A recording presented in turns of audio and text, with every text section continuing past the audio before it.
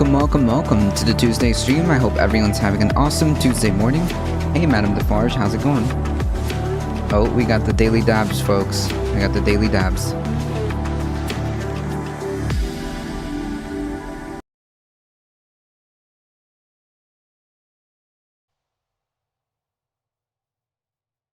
Hey, Cheeto, how's it going?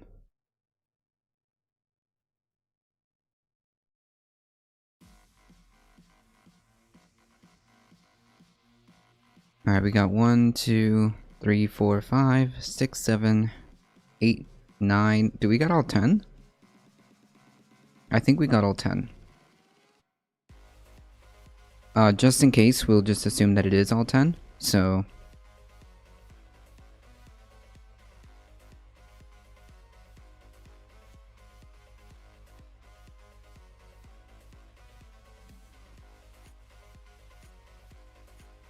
it's all 10. Hey, Madame Defarge. Everybody go follow Madame Defarge.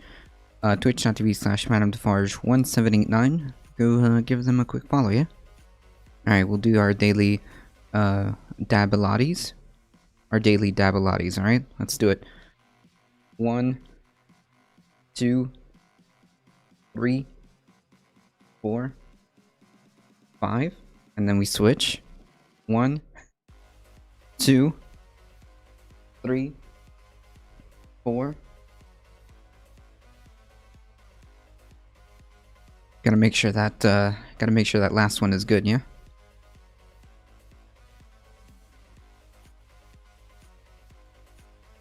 Who must go? Thank you for the follow. How's it going?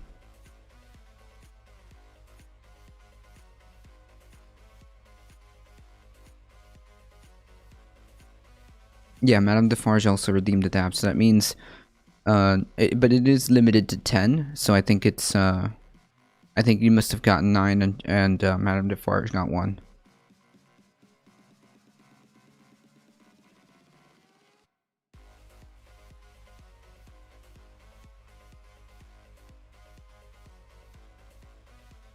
What kind of political topics do you usually cover? Well, to be quite honest, I usually do like,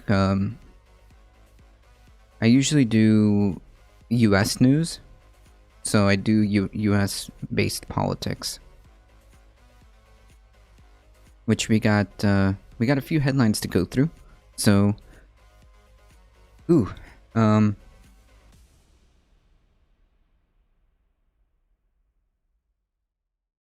but yes, we usually cover, we usually cover news relating to US politics.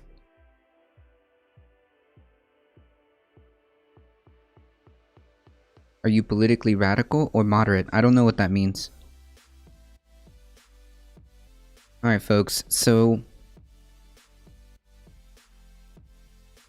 yesterday we were touching on how underwhelming really John Kerry's response was in terms of climate change. I mean, it was a whole lot of nothing. Very milquetoast response, and putting all of the hopes, putting all of our hopes into the future, instead of providing any type of solutions now. Using the technology that we have now, he put it all on the future. Well, I mean, as we get more studies, it just seems to me like we should probably address this, yeah? A complete energy transition is needed by 2030 to avoid existential threat to humanity. And this isn't something that can't be done, right? This is something that is quite feasible, should we choose to do it, right? A Swiss government-backed study suggests that we could see major warming in the future if we do not have a fast and complete renewable energy transition. Scientists backed by the Swiss government warn that widely accepted global scenarios for reducing carbon emissions to avoid dangerous climate change in reality pose a 68% probability of breaching the 1.5 degrees Celsius safe limit agreed by world nations under the 2015 Paris Agreement. Well, to be quite frank, I think we already missed that one. Okay. Their new preprint paper, published in March, which is currently under review with the Journal of Environmental Research Letters, finds that only a fast and complete global renewable energy transition led by solar power to be accomplished before 2030 can reduce this probability to a more acceptable level of around 20%. So, I mean, again, we have the technology, we have the capability, technically, of beginning to move away from fossil fuels. So, I think that the correct play would be for the United States to take the lead, to take responsibility for their part, and also say, hey, you know what? Let's give resources to the countries that can't. Right? Because first we have to do it here, then we have to get an international coalition together, and go from there. I mean, this is a global problem. This isn't just a problem that's over there, or over here, or certain areas. This is a global problem.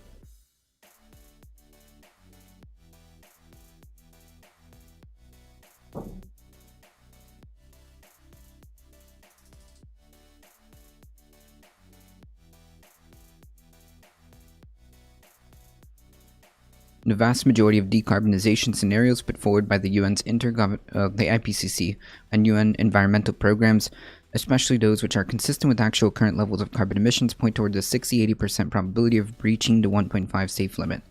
Yeah, it is quite possible, quite probable. Should we continue to do nothing, should we continue down the same path that we are on, this is most likely what's going to happen. The IPCC has called for emissions to be halved by 2030 with a net zero target for 2050.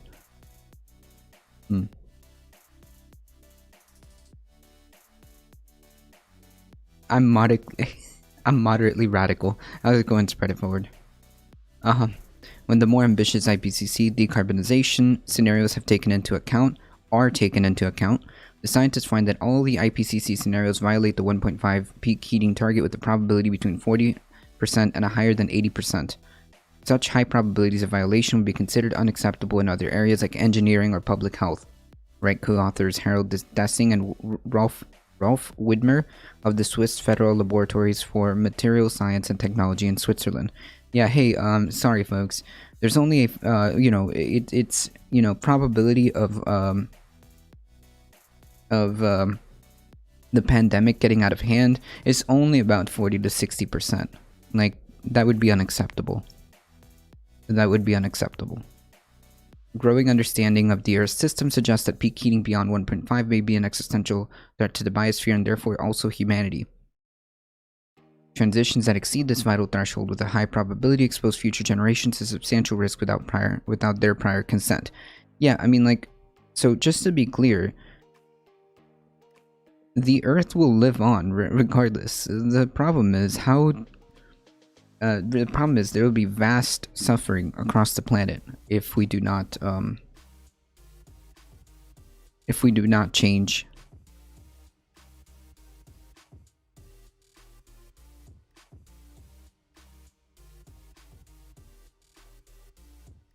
Oh yeah. I'm very confident that the free market will find a solution by then. John Kerry, probably.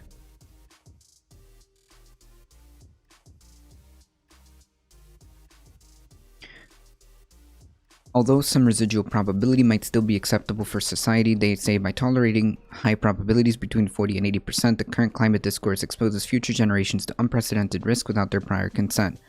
I mean, true. To illustrate the urgency of climate action, the paper shows that even if carbon emissions were to remain constant at 2018 levels, there would be a 66% probability of depleting the remaining carbon budget before 2028. I'd like to point out that 2028 is only 7 years from now. Of course, carbon emissions continue to rise each year and are forecast to increase this year by much as 5%.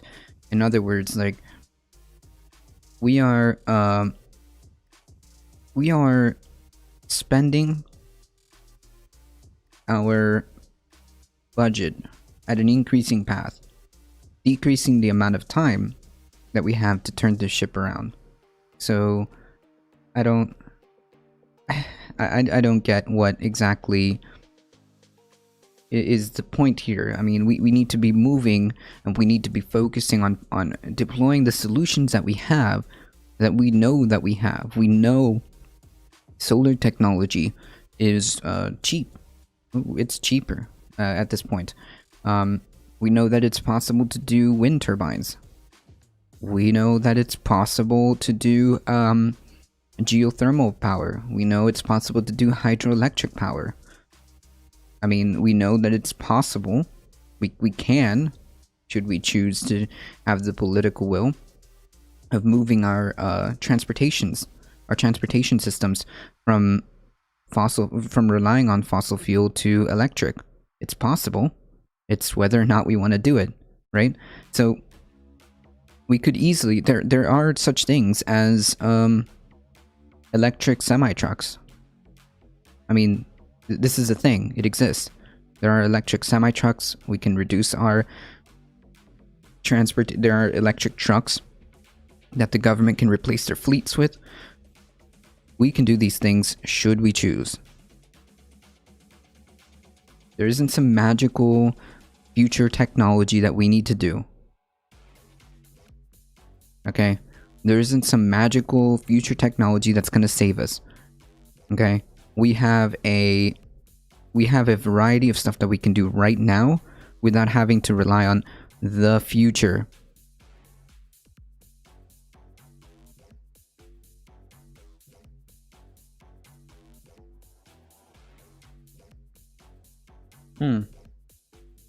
I've seen some promising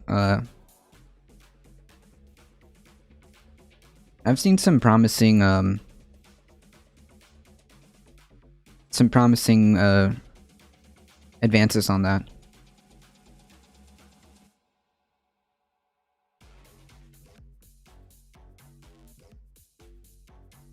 Yes, and the use of fossil fuels entirely. I mean, like, as much as possible. We can definitely make moves to do so. I mean,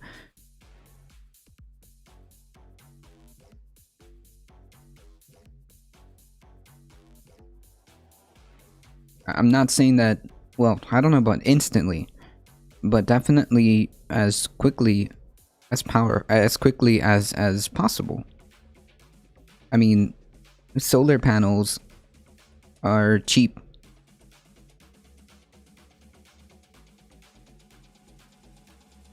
I don't think it's okay. So just to be clear, no one is, well, realistically,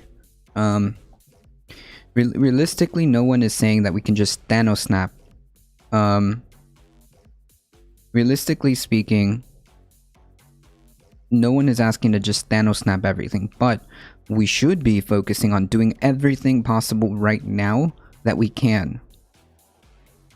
Okay, everything possible right now. What we can with the technology that we have, realistically, should have been done years ago. Or disagree on the electric trucks. Okay, maybe I'm wrong on that. I'm not I don't have a problem with admitting that if it's not as efficient as they originally proposed, then no, I'd be against it. Every new building could be required to have solar panels reusable. Yeah, like all of these things that can be done right now, that can be worked on. Yundami, can you like ease on the TOS?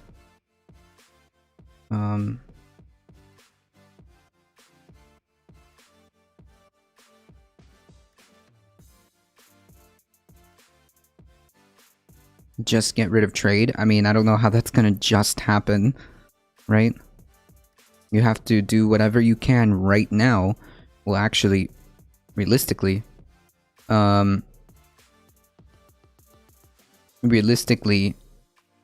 years ago,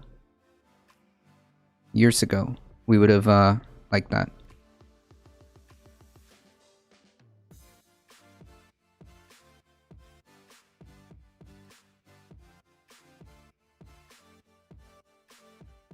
Hey, Red Blaze, how's it going?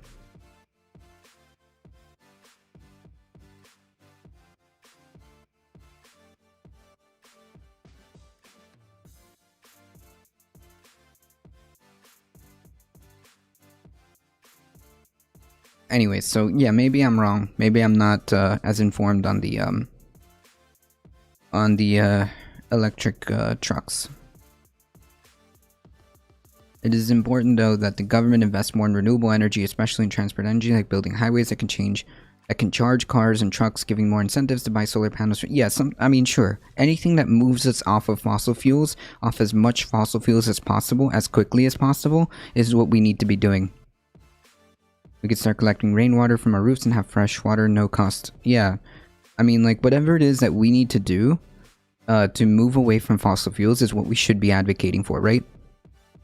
It's as simple as that. Maybe I'm wrong on the electric trucks, but yes, anything that involves transportation, public transportation, our cars, solar panels, everything that can be moved away from fossil fuels should be done. Solar powered vehicle charging stations are absolutely possible though. Yeah, sure. Absolutely. What's wrong with electric trucks? They also burn darknets, and they also burn coal, which is kind of defeats the purpose. Right, just simply learn how to time travel and just stop it before it happens. Yeah, it's just that easy, folks.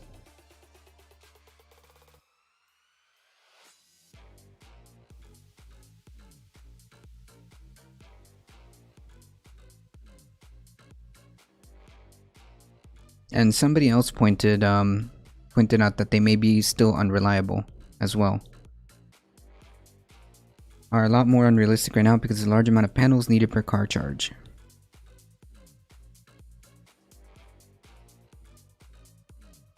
There's not enough lithium in the solar system for us to switch all of our trucks to electric. Oh, okay, well, yeah, that might be a... Okay, I see. Alright, wait, hold on. Fake news. I see. So, the issue is here. So, what Darknet is saying, the issue is there's not enough lithium. There's actually just not enough supplies to switch all our trucks. So, I guess we have to figure out how to minimize our fossil fuels, maybe by changing or rearranging how we do transportation to minimize it as much as humanly possible. Would be the solution then at that point.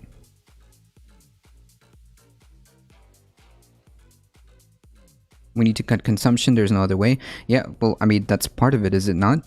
Absolutely. Absolutely, there's part of it. A part of the climate change solution is exactly what you're describing. We need to cut consumption. We need to end or regulate or stop in a governmental manner planned obsolescence. Planned obsolescence should be illegal, right? Which kind of goes into the right to repair, things like that. It should be illegal for a company to purposely make a boondoggle that will become obsolete in the next 2 years, so that everybody has to buy a whole new set of cables or buy a whole new set of computers or whatever it is, right? Planned obsolescence should be illegal. The overconsumption or over-consumerist economy needs to be addressed. It's just, you're right. There is that piece of the puzzle.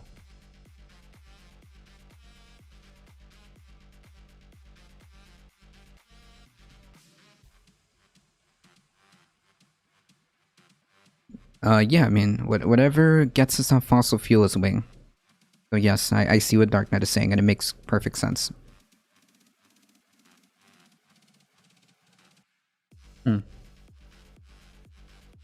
It makes perfect sense. So...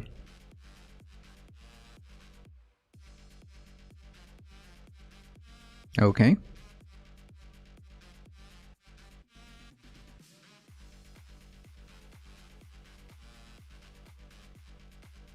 That's not explaining why though. Wait, what do you mean? Oh, why lithium? Because that's the material that's required to make these rechargeable batteries. Have you seen, like, most of your rechargeable batteries or rechargeable source of energy is based on lithium. It's absolutely based on lithium. We haven't figured out any other alternative that can do it. Not to my knowledge. I think they started with nickel. Nickel ion or something like that. I don't know. But, I have no idea what we would effectively use right now that we can develop. That doesn't involve, that. Instead of lithium, just move to zinc oxygen batteries. Are those still like, are those, is that a technology that we have like widely available, or is that just still under development? By the way, how's it going, Memius? Then we have hydrogen batteries, but don't those hydrogen batteries also rely on like fossil fuels? Because like I thought that the cars that were like kind of hybrid cars also relied on a gasoline engine too.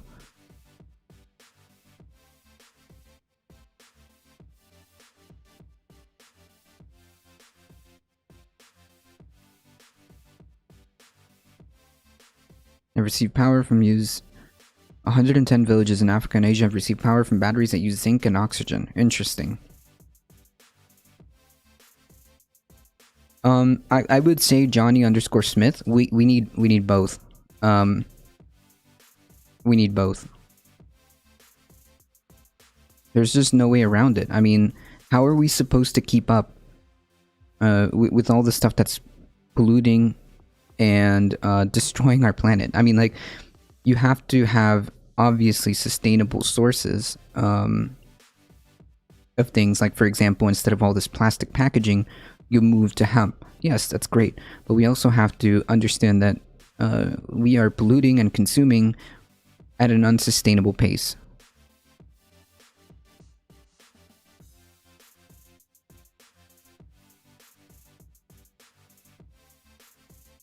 As of March of 2020, a report from research organizations, the SRI, estimated that Salton Sea could produce 600,000 tons of lithium a year, almost 8 times last year's global production. Jeez.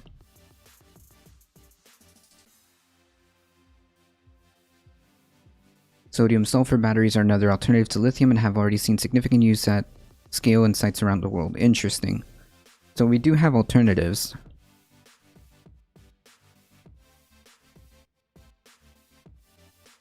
Right, all of that is necessary, Wing. All of that. It's like a combination of all of these things. It's not a one or the other, right? It's not just saying, oh, well, we can just do sustainable packaging, or we can just do sustainably sourced. Yeah, that's part of it. But we also need to cut consumption. We also need to invest in restoring ecosystems that have been completely destroyed. We also need to have the political will to invest in green and renewable infrastructure. I mean, all of these things, little by little, are what is is what is necessary, right? It's not just one thing. We can't just say, hey guys, all we need to do is just slap solar panels on everything and we solved climate change. That's it. It's not just, oh yeah, all we need to do is just stop using plastics and turn to hemp. No, it's not just that.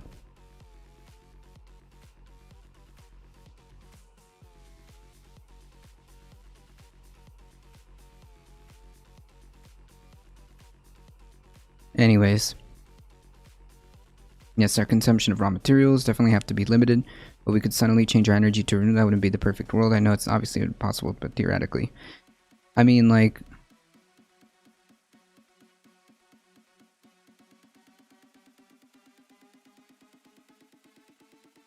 jeez, the trolls are out in force today.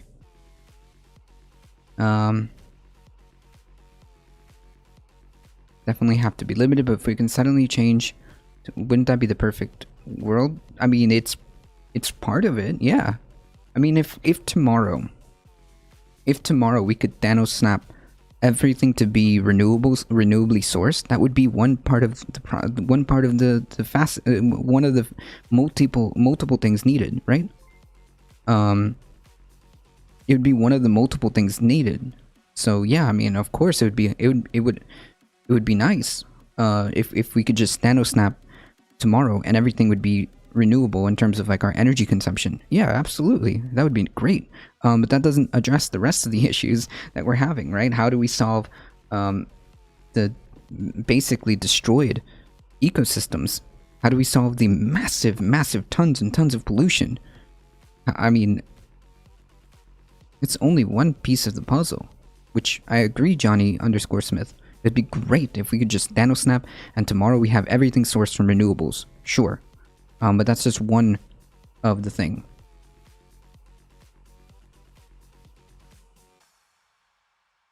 Only 14% of global greenhouse gases come from vehicles. Yeah, I think the majority of it is our energy system.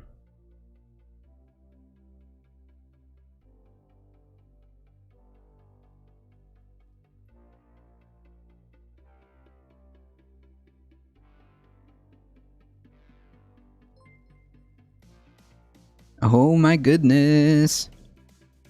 The Benjamin Dixon Show. How's it going? Howdy, Raiders. Howdy, howdy, howdy. Folks. Yes, it is the largest sector. Hey, hey, hey. Everybody. This... No, there's no introduction needed here. But please, follow the Benjamin Dixon Show on Twitch. No introduction necessary here. I imagine everybody knows who the Benjamin Dixon Show is. I appreciate the raid. Thank you guys so much. Welcome, welcome, welcome. Thank you. I appreciate that.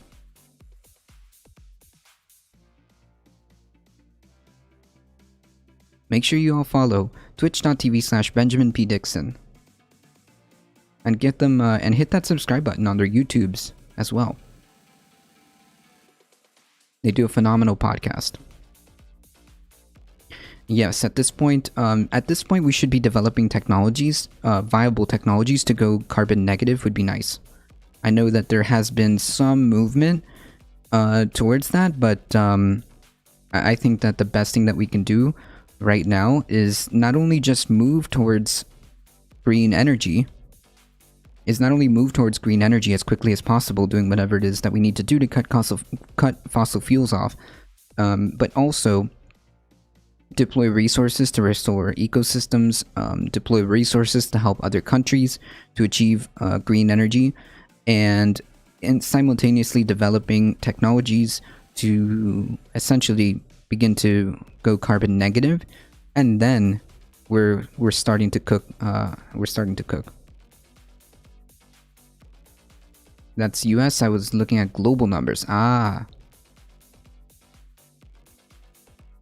However, while this sober warning suggests that the existential threat of dangerous climate change beyond the 1.5 limit is baked into prevailing decarbonization plans, the paper also shows a rapid transition to a solar-based renewable energy system can dramatically reduce this risk, but we also need to act fast. Right, so like that's the point, right? We need to do whatever it is that we can do right now, to move away from fossil fuels. I mean, there's just no if, and, or buts around it, right? The paper uses the concept of energy return on investment, a measure of the amount of energy used to extract a certain quantity of energy from any given resource. To assess the prospect of such a transition, the speed of action would require temporary increase in fossil fuel emissions above current levels for the sole purpose of accelerating the growth of renewable energy capacity and switching off the fossil fuel engine before 2030. Yeah, which in case, you know, we understand that if this is what it takes, and if this is what we need to do right now, then I think that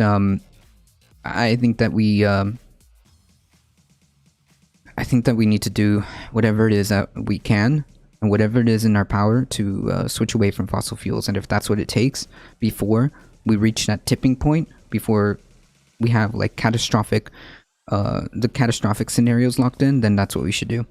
What do you think about the use of nuclear power? I think that it should be used only in the scenarios where we can't do renewables, right? In the situation where renewables just aren't possible, then fine.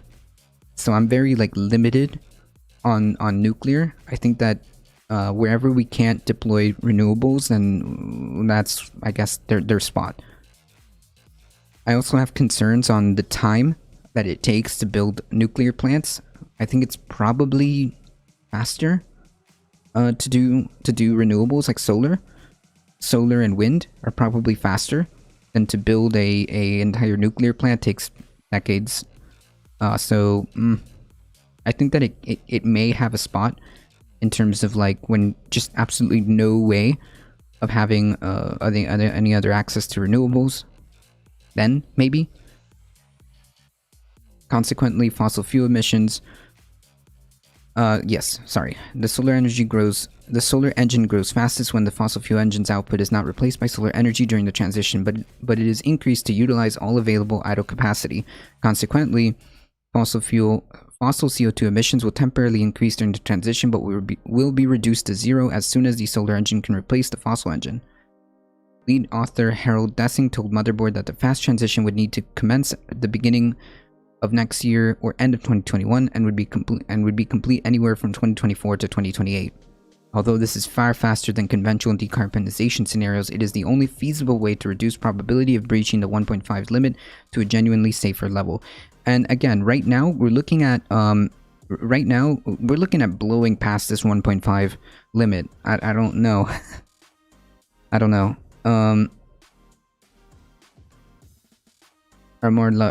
Well, I don't know about reliable, but I would say that it takes a lot of time to get those online when we can just be deploying like solar panels quicker and at a far more there's more spaces for them, right? So I think it's cheaper too, isn't it? It's cheaper to do solar panels at this point.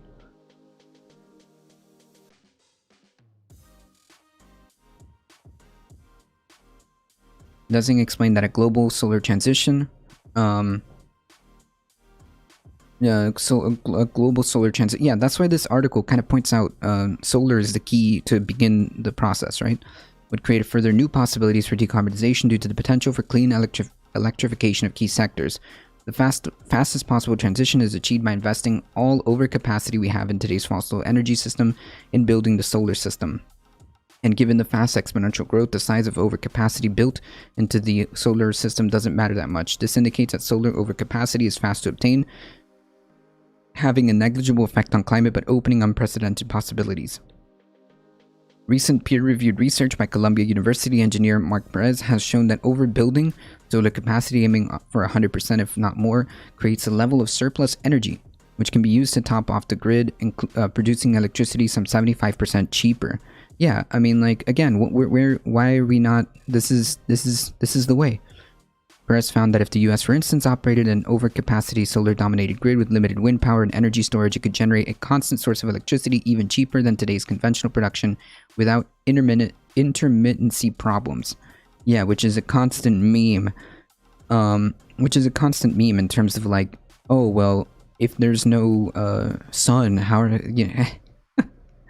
if there's no sun, how are you going to have power? Well, we've got that, you know? It seems to me like we've figured this out. The Swiss paper thus confirms that while building out the global renewable energy system will entail the exploitation of carbon-intensive resources, if deployed correctly, this can pave the way for shifting all further societal activities, including the manufacturing of renewable energy systems, onto the new solar-based power system. Fossil fuels use should increase temporarily with the sole purpose of building that solar energy engine as fast as possible to subsequently switch off that fossil engine forever. The paper concludes, as solar overcapacity is fast to build, we see two main advantages. First, it reduced the need for storage capacity. Storage is energetically expensive, as it either has high embodied energy, for example, battery, and it has a low turnaround efficiency, for instance, for synthetic fuels. Second, solar overcapacity can then provide clean power to sustain direct air captures and storage technologies to draw down further carbon from the atmosphere. Stabilizing the climate in the long run is necessary to reduce the atmospheric CO2 concentration down to below 350 parts per million. Solar overcapacity is ideal for this task, operating DACS during peak sun hours and summer when idle capacity is available. Yeah, I mean, like, all of this seems to me like we should be moving towards. I think like the key takeaway here is solar. Solar is going to be the avenue as to how we should be moving going forward. The new research has been funded by Sustainable Economy National Research Program run by the Swiss National Science Foundation. NRPs are administered by the Swiss Federal Court and the 7-member Executive Council that constitutes the federal government of Switzerland. 2 years ago, Dessing's team at the Swiss Federal Laboratories for Material Science and Technology released a paper published in the peer-reviewed Energies Journal, which attempted to calculate the global appropriate technical potential, the actual quantity of energy that could be produced for societal use, given realistic environmental, land use, and other constraints of a solar-dominated and renewable energy system. They found that such a system, if deployed properly with sufficient overcapacity, could generate vastly more energy than the existing fossil fuel-based industrial energy system. So, I mean, like, just based on this peer-reviewed paper, it seems to me like even with all the other renewable energy, it seems to me like we have the vast majority can be taken care of by solar. I mean, solar is key in this fight for climate change, I think. Thank you for the follow, Yugilost. Thank you for the follow, Johnny_Smith. Hey, Elio, how's it going? Morning. Thank you for the biddies, I appreciate that. Everybody go follow twitch.tv/AlioShare. Their study took into account the need to remain within Earth's system boundaries while also accounting for demand for chemicals and materials. It found that the technical potential for incorporating solar installed around the built environment as well as the world's desert would be as high as 71 terawatts of clean energy annually. Go past deck, hey, hiya. Which is significantly larger than the current global energy demand. Currently global energy consumption is about 17.7 terawatts, which according to Dessing is equivalent to 6.7 terawatts of electricity. I mean, numbers don't lie, folks. This is objectively the way to go. Moonrazer, how's it going? I mean, thank you for the follow. I mean, like, the numbers don't lie. The science is clear, right? This is orders of magnitude higher, more than 10 times as such as current levels of energy consumption leaves large quantities of electricity which can then be transformed into e-fuels and heat where necessary. Yeah.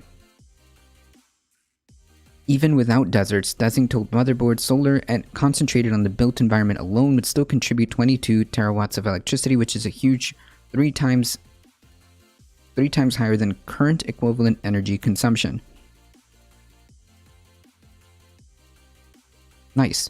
Dessing and his team concluded that this means that there's sufficient renewable energy potentially available to increase energy access for a growing world population, as well as to development towards increasingly closed material cycles within the technosphere. That is, to devote more energy towards circular economy through increased recycling of raw materials and electrification of industry. Yeah, so I mean, like, I think that this is the TLDR of this article. It's clear that we need to move to solar. I mean, it's just the best thing that we can do right now without waiting for some magical futuristic technology, John Kerry. We could probably do it. As it costs too much per the amount of energy created, although I agree it seems like it has the most potential out of all the renewables. Not so much. Not anymore, Johnny_Smith. It's actually pretty cheap to do solar. So, like, the cost of solar has decreased. The cost of solar has decreased significantly.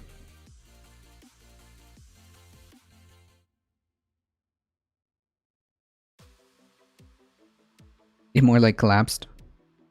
I mean, here.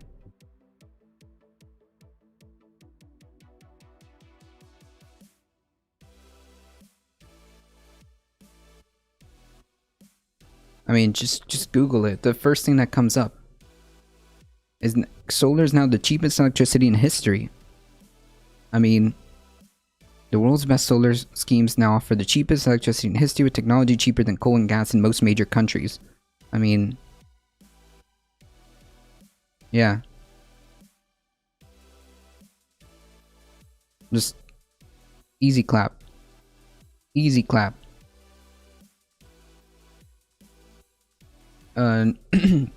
If the Swiss's data is correct, and they have expressed 99% confidence in their calculations, a solar transition by 2030 could not only avert the worst risk of dangerous climate change by switching off the age of fossil fuels forever, it would usher in a new clean energy abundance and unleashing unprecedented possibilities for human civilization. Yeah, there's just like only benefits to this, right? Why is prices going down ever a bad thing? Prices should always be going down. True. It's more efficient. Like, as technology evolves, it gets cheaper. And solar has been around for quite some time now. I had to kick out an anti-vaxxer. They said that they didn't know how to speak or know science. Streamers with no time. Cheeto Ray. I mean, the trolls are out in force today. I mean, geez, y'all got nothing better to do?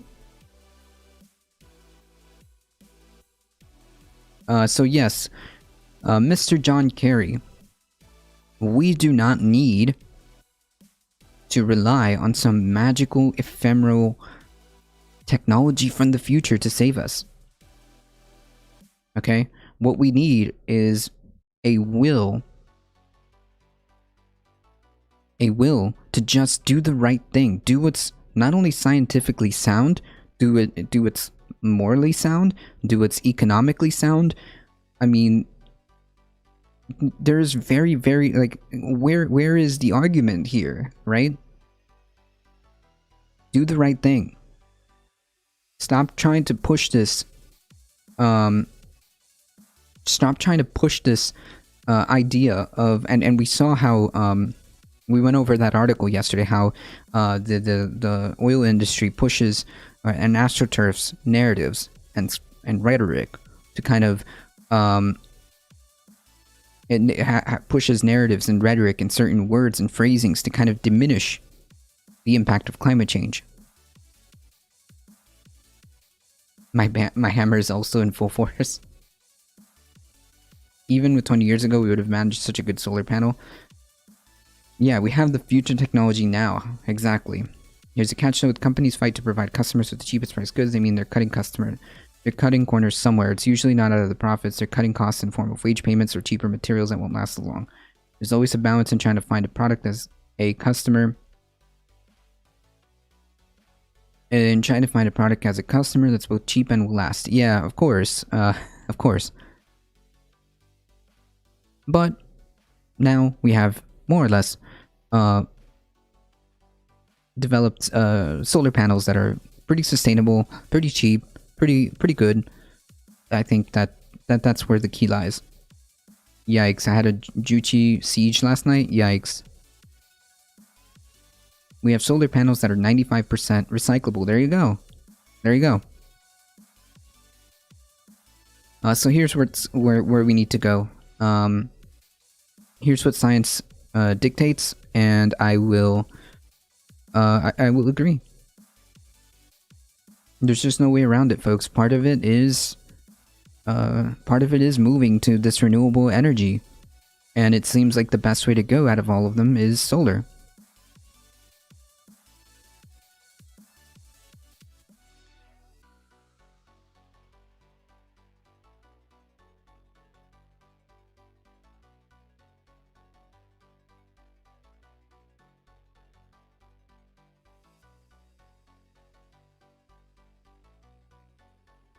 For a 5 kilowatt system plus maintenance? I don't know about that. There are massive solar farms that generate tons of energy.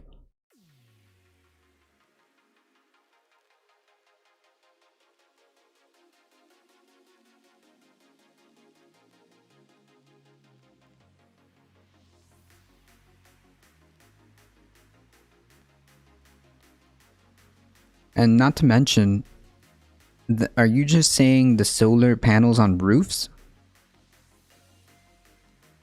I mean, but that's not... wait. So there are such things as solar farms, right? So it's not just about putting solar panels on roofs, which is possible. We should have subsidies to help... we should have subsidies and governmental programs to assist with this. And second of all, there's massive space in deserts for massive solar farms. Like we just went over how we can solve that, right? The solar farms in the desert by themselves would generate a massive amount of electricity. The wind turbines on the coasts would generate massive amount of energy. Hydroelectric dams, geothermal, I mean, like, all of these by themselves would generate, I would say, if not all, the majority of power that we need.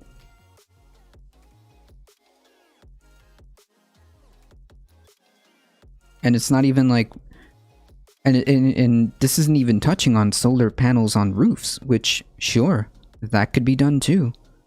And the biggest problem they've had with solar panels is the dust that gets on them. Yeah, I mean, that is... Wait a minute. Hold on.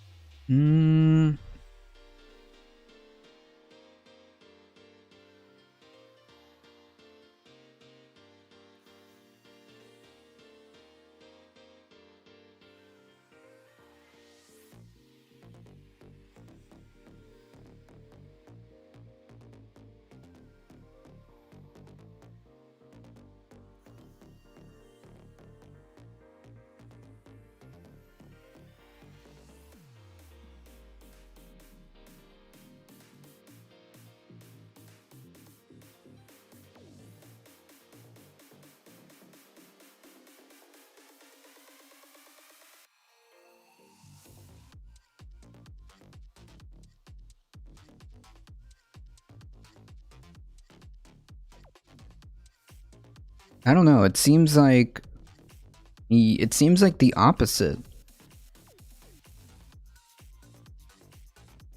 It seems like the opposite. The UAE is building the world's largest concentrated solar power plant capable of generating 700 megawatts during daylight. Solar would provide cheap electricity, and at night it would be used as solar heat to generate electricity.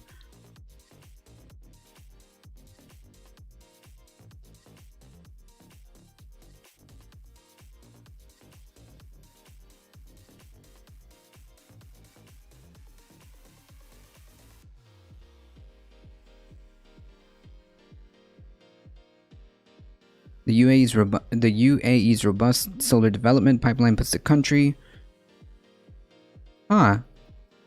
UAE solar capacity to increase fourfold by the end of 2025. Are you sure they're having as many problems?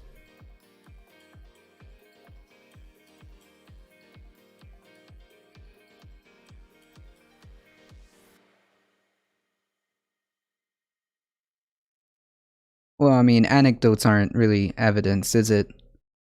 Oh yeah, hey, this one person told me X. That's not really... it's not really... That's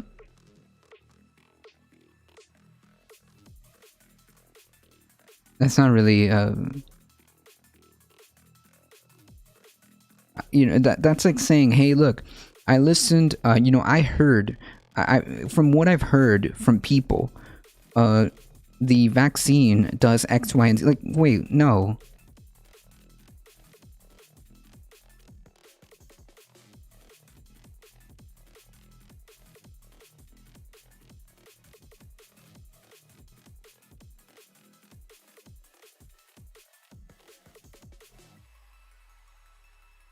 Layers of dust and pollen that settles on the windshield requires to easily remove with the turn of a lever that activates the wipers. Removing that layer, especially when inconveniently located from any source of moisture, requires considerably more work. The accumulation of dust, soot, or other particulates that cause a drop of efficiency in the PV panels, which translates to a decline in the amount of power produced and lost income for their operators. But cleaning these panels carries a cost as well.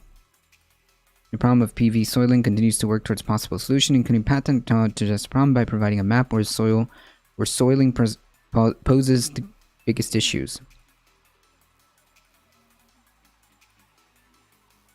I see what you're talking about. Rain and wind can be enough to scour some of the dust who served with depending on what area you're in, you can have different minerals that are deposited as dust on the surfaces. Once it goes through the cementation process, it can be darn difficult.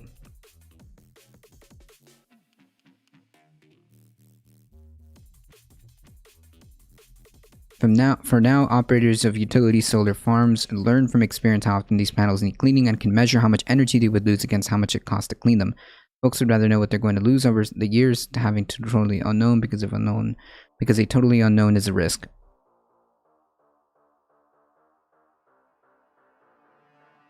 Ah. There you go. A patent issued last summer to Moeller and researchers in Spain covered a possible solution. A sensor can be affixed to the glass of a solar cell, and by shining a LED light through it, measure amount of soiling. The measurement comes from comparing the transmission loss through the glass against a clear reference glass plane. The technology is called DUST, which stands for Defector Unit of Soiling Special Transmittance. Simpson said NREL scientists are also developing a way to pull information from PV models to help with the soiling issue. By checking the amount of electricity produced daily, they would look for certain signatures that a significant amount of soiling has occurred. This would be useful to tell an operator that you're losing X amount of power and you should probably look at cleaning it soon. Yeah, so, I mean, I feel like...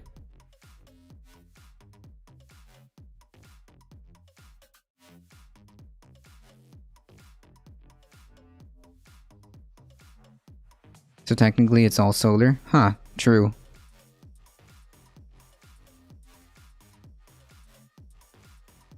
Skybrader's bladeless wind turbines created quite a buzz before rollout. Nice! Here's other technologies that are being developed.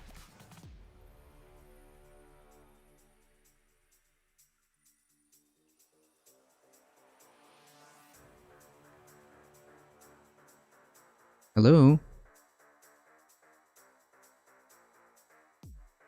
Wait, there's no volume?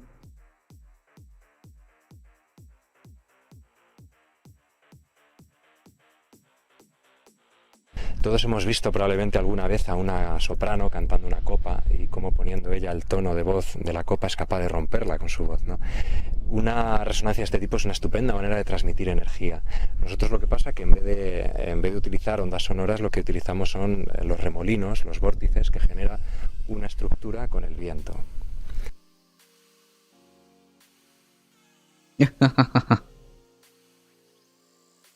Oh, don't worry. The Guardian also.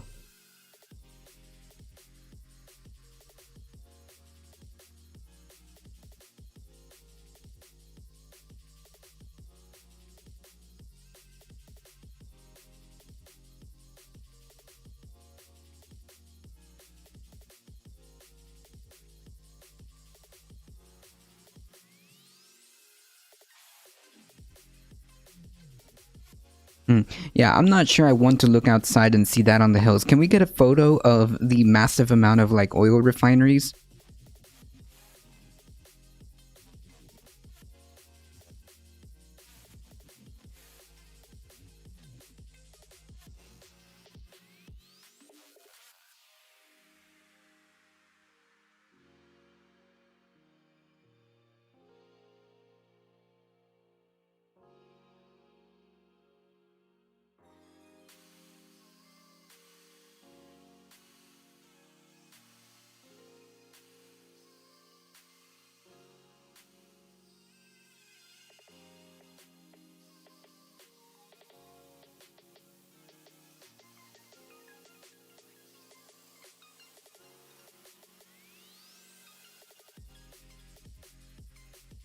Oh man, what is the what are they called?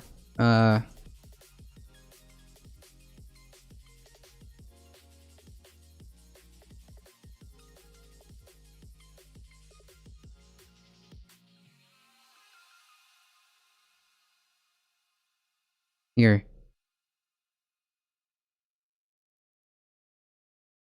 Yeah, I would not want, yeah. Hey guys, I wouldn't want to see a little tube wailing around over the hills, but I guess this is just an acceptable alternative because that looks so much better.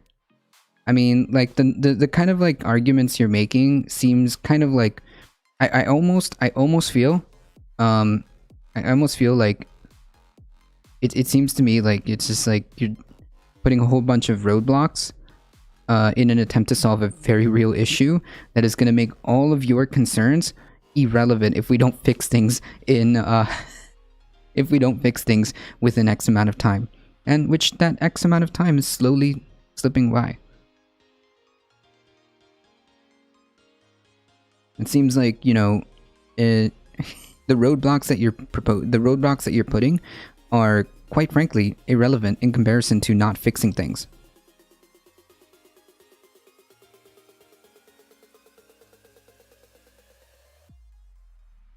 How dare I be inconvenienced by the view of a couple of wind turbines and be okay with this, I guess. Yeah, the oil rigs might get dusty. God forbid. Hey, Surfer Go Philly, how's it going?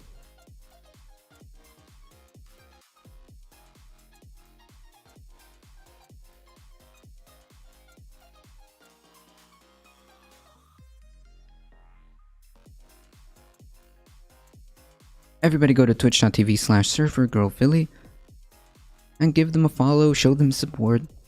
They are a phenomenal streamer as well. Yeah, refineries are an old technology. We need to innovate, alright? We need to innovate.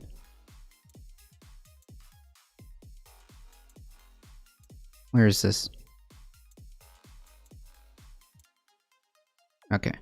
Yeah, so TLDR we need to switch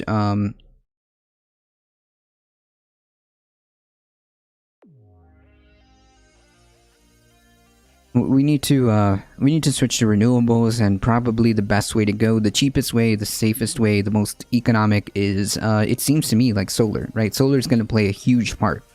Solar is going to play a huge part in this, and this is the way. This is the way. Jesus Christ. So speaking of climate change and environment, we have this clown.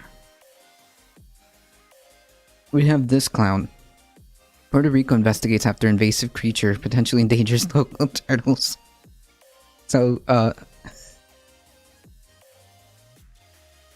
yeah. This clown,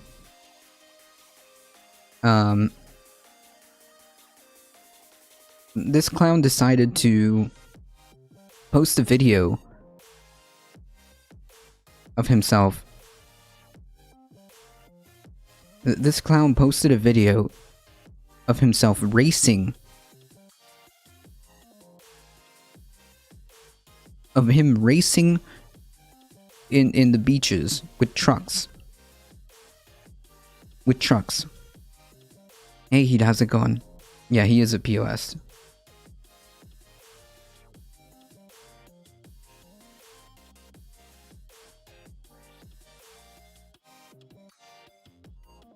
This dehumanizing language is it's offensive.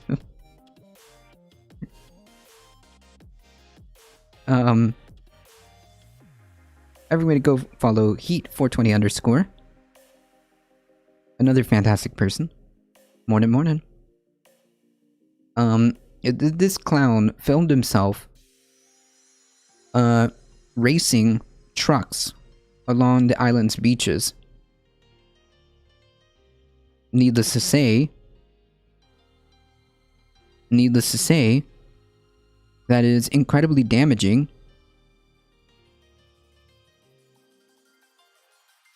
Needless to say, it is incredibly damaging to the environment. And yeah, guess what? That's like turtle nesting. That's where they nest. And it's turtle. And he did this during turtle nesting season. Like, I mean, This is no unbelievably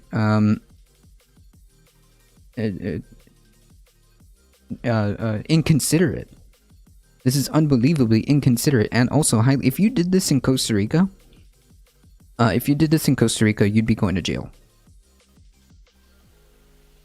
They take their preservation of animals very seriously. If you were to do this in Costa Rica, you'd be going to jail.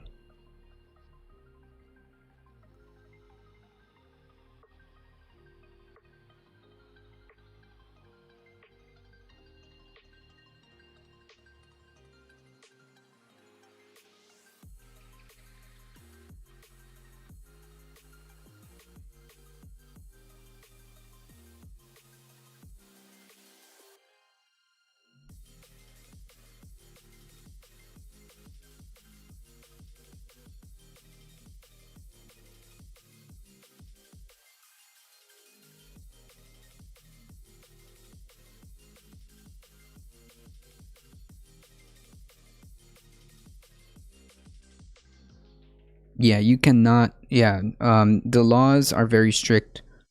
The laws are very strict in Costa Rica. You cannot do this. Sorry, I don't think you go to jail. I think you get a massive fine, though. I think you get a massive fine. The only reason I posted this story was for the title. Well, I mean, I do talk a lot about the environment and climate change. So it is relevant. The guy needs to be forced to pick up trash for the next 20 years full time with a livable wage. No. He just... Here's an easy one. This person can no longer touch a beach in Puerto Rico.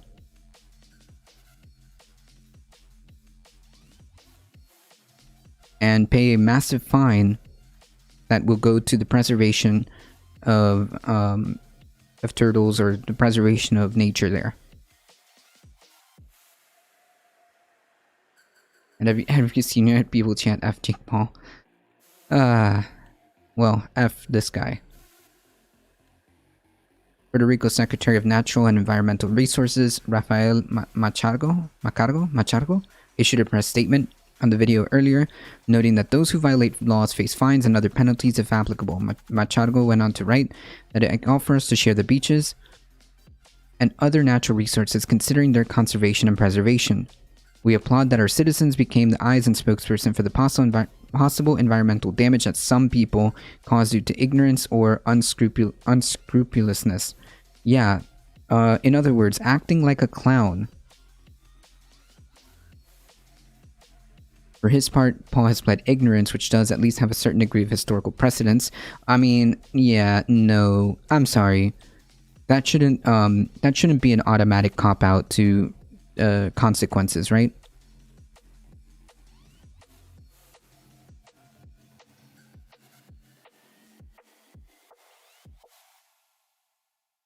The social media... I mean, this guy is known to get himself into, like, wacky situations. And...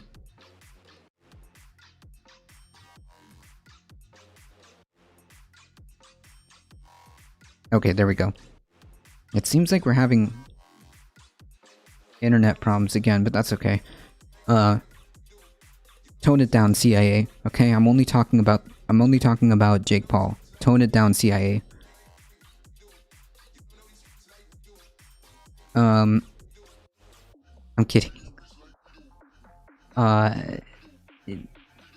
Ignorance is not a cop out, and furthermore, the amount of shenanigans this guy finds himself in constantly, wouldn't that, like, I mean, he has to know that some of this stuff is gonna get him in trouble. His entire precedent is to get himself into as much shenanigans as possible. He has to know that it's possible that he's going to get in trouble for this. Like, what did you think was going to happen? Yeah, no other law takes into consideration ignorance. The social media figure, entrepreneur, and semi-professional person puncher. What? Yeah, questions don't hurt, ignorance does. True. recently relocated some of his business to Puerto Rico, buying a beachfront mansion with his brother Logan. When approached by TMZ about his impromptu turtle-threatening game of Mario Kart... So, okay. Sources close to Paul say he'd seen other people driving on the beaches and thought it was okay. Wait.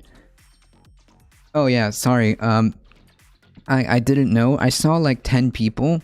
I saw 10 people just running through stop signs. So I thought it was okay. What?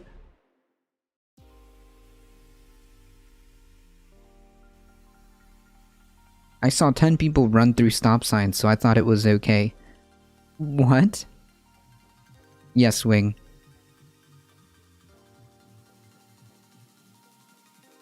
And didn't see any evidence of turtles anywhere in sight. That doesn't mean... Oh my god.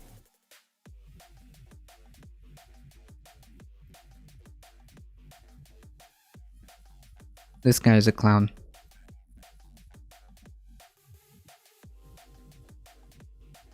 A self-described animal lover. Yeah, clearly. He's reportedly happy and willing to work with Puerto Rico authorities to limit the environmental damage that invasive Paul brothers might cause to the island's resources.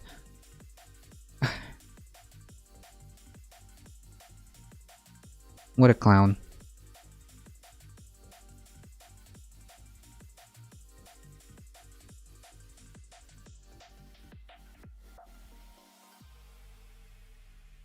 Yeah, no. The issue isn't the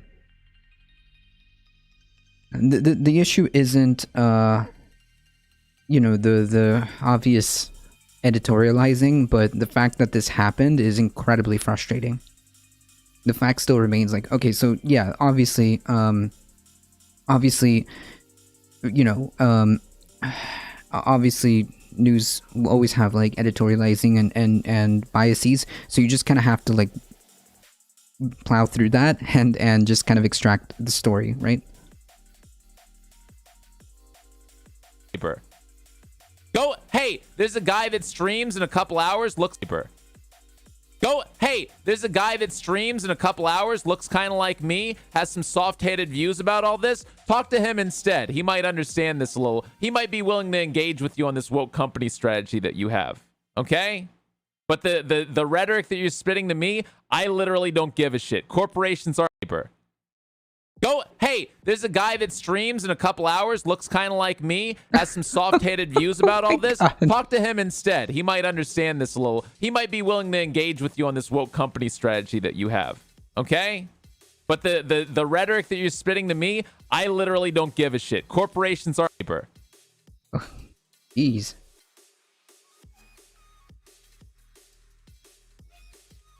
Lucid was mad. I think somebody posted some nuclear take in chat, I imagine.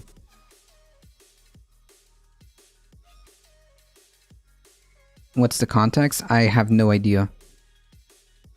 I think like I think one of Lucid's chatters must have said something to make him go off. But the headline that he was talking about was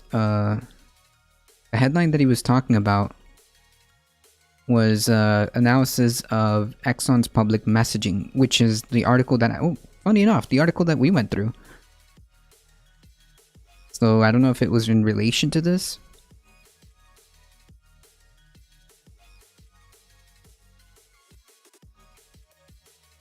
Somebody probably went hard on how corporations quote unquote care. Yeah, because it seems to me like this is the article that actually we went through. He's going over here.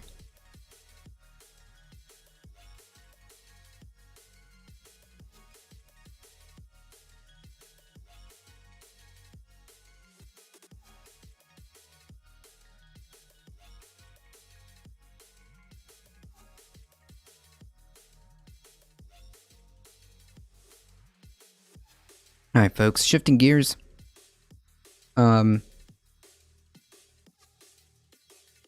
Greenwashing, yep. Yep. Yeah, we went over that article that analyzed how messed up the rhetoric and the propaganda and the lies have been from these oil companies. Not that it's like something new. We've known about this for a while now, but the rhetoric that they've been deploying for decades to minimize, to downplay, to minimize, and to shift the blame has been incredibly deceptive. Thank you for the follow, Coach367. That's right, Wing. We knew about this. Well, I should say they knew about this. They knew about this. They absolutely 100%. This is the exact same thing that's happening with DuPont. Well, that happened with DuPont, right? They knew about the effects of their products, their packaging, their microplastics. They knew the damage, they knew the negative effects, and hid it from the public and hid it from the FDA. This is not the first time, nor the last probably, that we have these large corporations lying and deceiving, right? Telling us that they're the ones that are relying on science. They're the ones that are following the science and doing what's right, and then have the audacity to gaslight us and blame us for it, right?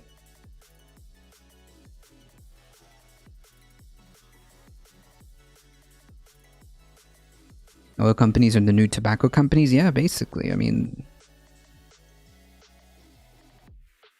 in the sense of like the propaganda game, Coach, in the sense of like the propaganda game, absolutely. The lies. The lies, yep. Yeah, Volkswagen, remember that? Remember when they made an entire campaign about how awesome they were with the emissions or something like that? And then it was found out that they actually lied about the entire thing. Yes, that's right, Heat.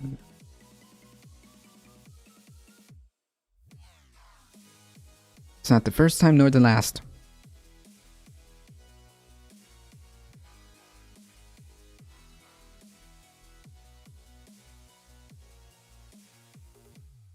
Yeah, Coca-Cola. I mean, all these multi-mega corporations lie, and AstroTurf, a PR campaign to make themselves look like the good guys, or make themselves, or downplay the actual damage that's happening. Sugar companies convince everybody to use a ridiculous amount of sugar and everything. Yes, that's true. Yes, that's true. Yeah, so maybe doesn't that kind of doesn't that kind of make you question this the system? It's kind of weird. Kind of weird how this keeps happening, right? It's kind of weird how when you allow companies to become this big, this powerful, it begins to have a negative effect on society. Something to think about, right? Just something to think about in terms of like why is this allowed to be a thing? Why are we having these issues? And why are we being gaslit? And why are we being gaslit?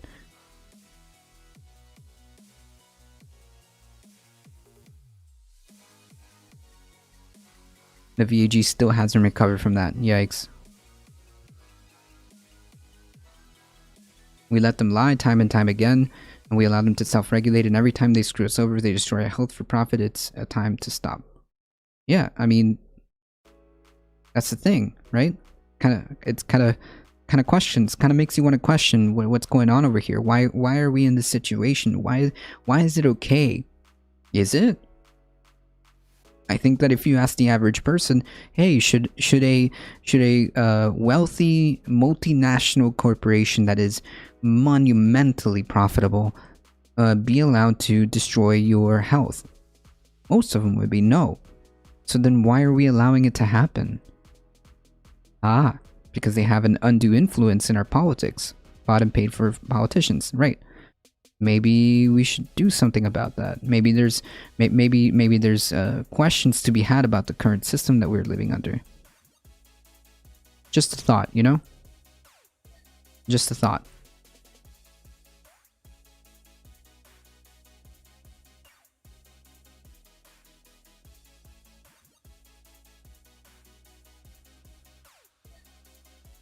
And dodge taxes, and yeah, and then and dodge taxes while killing us and destroying the planet. True. So maybe there's something wrong with that, you know? Just saying. Just saying. A Republican congressman who denied there was an insurrection and likened Capitol riots to tourists was photographed barricading the chamber doors against them. You know, these things, like these things write themselves, right? Oh yeah, there's no, they're just tourists, right? They're just tourists hanging out. Meanwhile, there's a bunch of Congress people and what seems to be Secret Service barricading a door.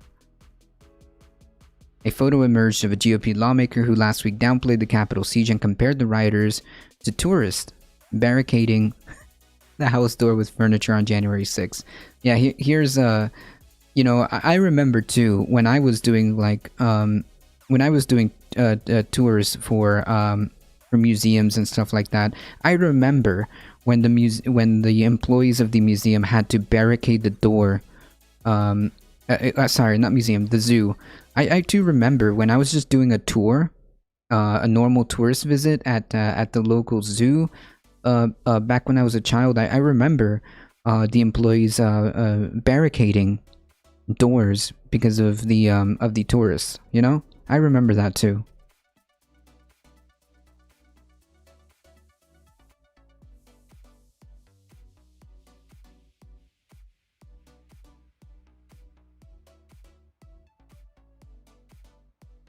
Amazon gained 300 million from filing taxes. Jesus. Mitt Romney was wrong. Corporations are not people. I did talk to him multiple times, but he didn't like Trump when Romney was governor of Massachusetts. Yeah, but he still like supported him, and he still gave him a lot of the crucial votes. I mean, this is the thing. Like, yeah, he obviously was against some of the more egregious lies and stuff like that. He did push back a little bit against Trump, but at the end of the day, how many times did Romney align with the Republican Party? Yeah, a lot of the times, like the majority of times, he still voted with them. So I mean, yeah. Why didn't Pence come out and greet them? That's a good question. Yeah, that's a good question. You know, these tourists, these normal tourist visits for a congressional building, that happened. You know, just normal tourists. Why didn't Pence go out and greet them? Didn't they have weren't they asking for him specifically by name? I mean, all he had to do was just go out and say, "Hey guys, how's it going?" There wasn't like a gallows erected outside or constant chants asking where he is. It wasn't like pictures of dudes in tactical gear with the little plastic handcuffs. There wasn't like a plethora of social media posts. There wasn't a plethora of social media posts on Facebook groups, on Parler, of what they planned to do. There wasn't like pictures of them literally with t-shirts that had to be made because, you know, they literally made t-shirts with the words Civil War January 6, 2020. They made t-shirts, which indicates that they probably had this idea beforehand. Yeah, but they're just normal tourists. That's strange. I mean, if so, why didn't Mike Pence just go out there and greet them? I mean, they're just tourists, right? Doesn't that happen sometimes where, like, you know, when you're doing a tour of the White House or the congressional building, like sometimes you may see like a Congress member and they'll like wave at you. Yeah, why did they just do that? I mean, Mike Pence, all he had to do is just come out, right? You just had to come out and say hello. Yeah, they're just grilling. They just want to grill, man. Tailgating. I'm surprised they didn't have any guns in the Civil War. Well, there was a cache of arm. If I'm correct, somebody can fact check me. I believe there was guns in a vehicle that was stored in a vehicle. I'm not sure what they did with that, but yeah. Yeah, only believe what I tell you. That's right.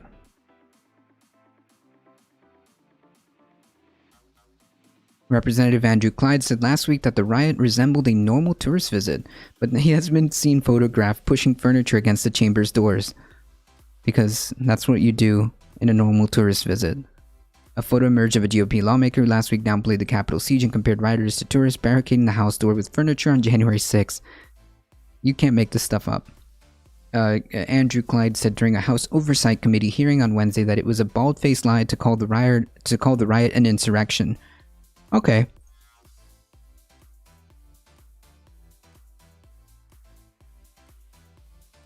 Okay. Hmm.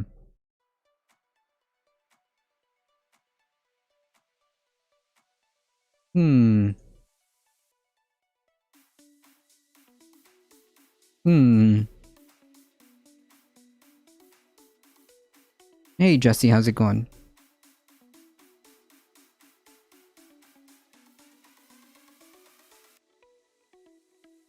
Hmm.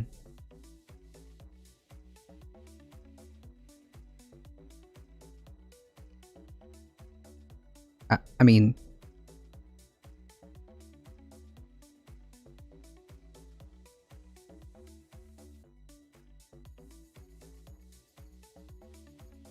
I mean...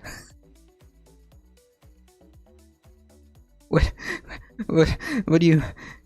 What do you want me to say?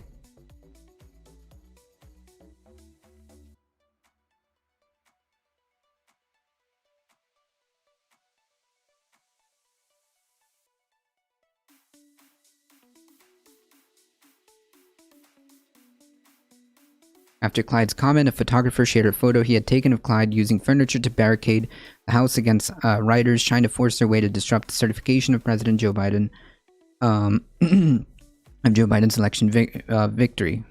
Several people died in the riot. That's true. Yeah, I know, Echo. We get like 24/7 gaslit. Oh, we got another cute animal video and a random riff on the mandolin. Okay, we'll take care of that in the next after this one. The Representative Clyde news reminded me of this. The photographer Williams said on Twitter. In the hearing last week, Clyde addressed his attempts to barricade the House and suggested that because rioters did not breach the chamber, it was not an insurrection. That's not what insurrection means.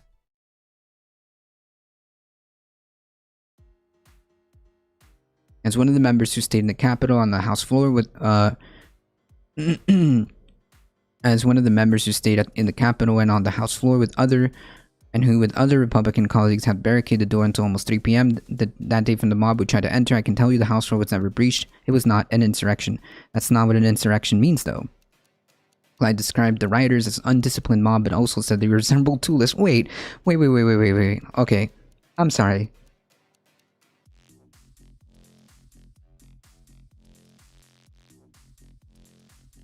Wait.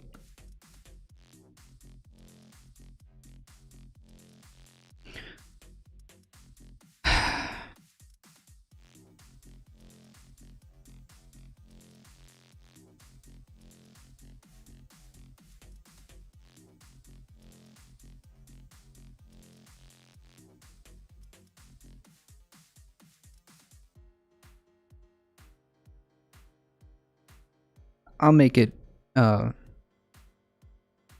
this is as large as, a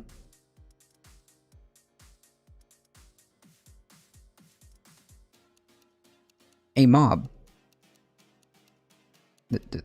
These words have meanings. A mob. A large crowd of people, especially one that is disorderly and intent on causing trouble or violence. So either they're a mob or tourists. They cannot be both. Okay? They cannot be both. This is some serious doublespeak. Oh my goodness. Sorry, doublethink. This is some serious doublethink going on over here.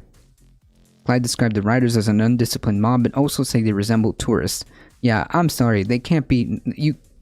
intent on causing trouble or violence. Yeah, that's part of the definition.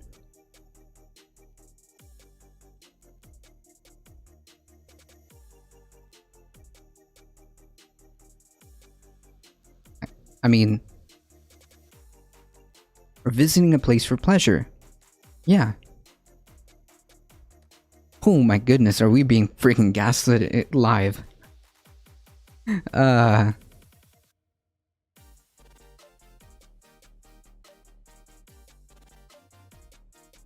You know, if you didn't know the TV footage was from a video of January 6th, you would actually think it was a normal tourist visit. Huh. Hey, I too remember when I go to places as a tourist, I too remember to make sure I coordinate with like known militia groups and wear tactical gear to my tourist visits. I too remember that. Like, what?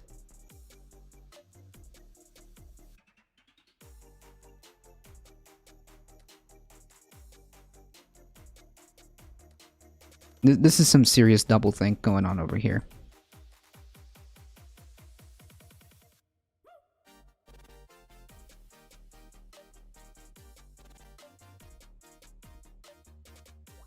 The acceptance of or mental capacity to accept contrary opinions or beliefs at the same time, especially as a result of political indoctrination. Oh my god. Yeah, yeah, we're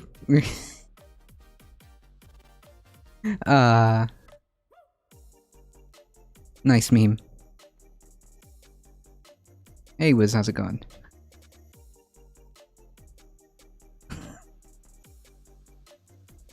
Okay. I mean, do words not have meaning? There's a reason why we use the words, right? This guy is engaging in doublethink. It's either an undisciplined mob or a tourist.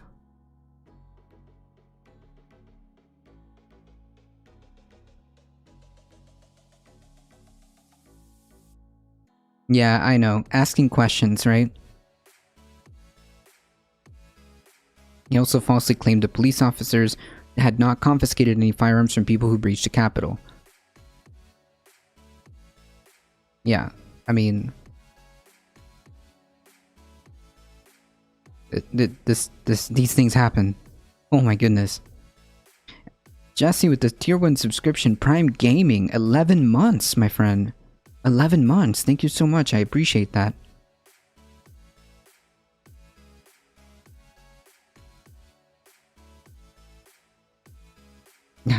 GAQ of the GOP. I want to take a vacation. Yeah, but as a tourist though, right? Because I mean, clearly we're having a disconnect with the definition of tourist, the definition of mob.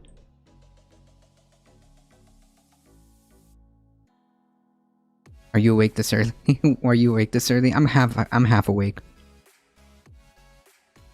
Are Samaritan and Sumerian the same? No, those are two different words with two different meanings, I imagine. Anyways, yeah, so we just got gaslit in real time by we use the meaning what we think we share by word, and that's understanding between people as a meaning. Language is weird, and philosophy of language is even more weird. Yeah, I like colloquially speaking, like generally how people like perceive a word or the general understanding of a word. When I say what is a mob, generally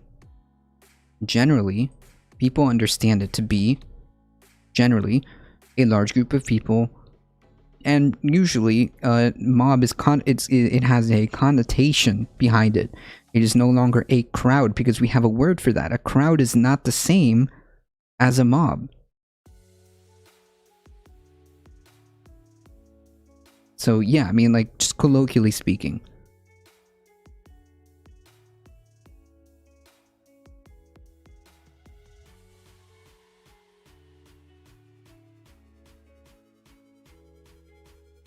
So yeah, as Memmius, and I still can't remember who's the one that said this, as Memmius or Memo for the record said, gaslight, obstruct, and project. That's what this is.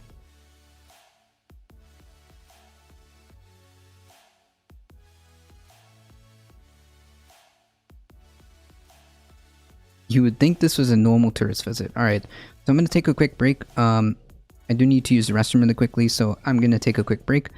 And also, we've got a cute animal video redemption and a mandolin redemption, so I'm going to have to figure that one out. Let me see here what we can do with the cute animal video.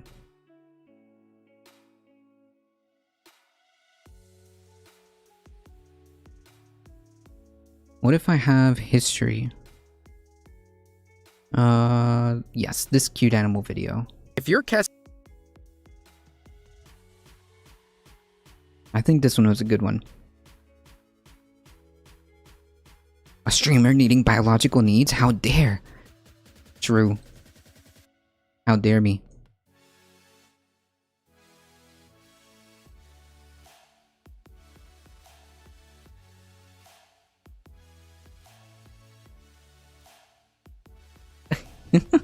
Katie.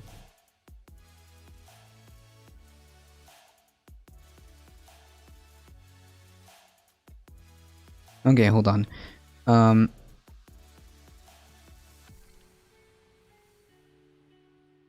Alright, so I'm gonna take a quick break and I will be right back, and also take a second to show for myself. If you guys enjoyed the content, make sure you hit that follow button. Make sure you spread the word far and wide that this is the chillest place to be for news and politics. 9 AM to 11 AM Eastern Time from Monday through Thursday, and Saturday, Catterday with the co-hosts. We do that.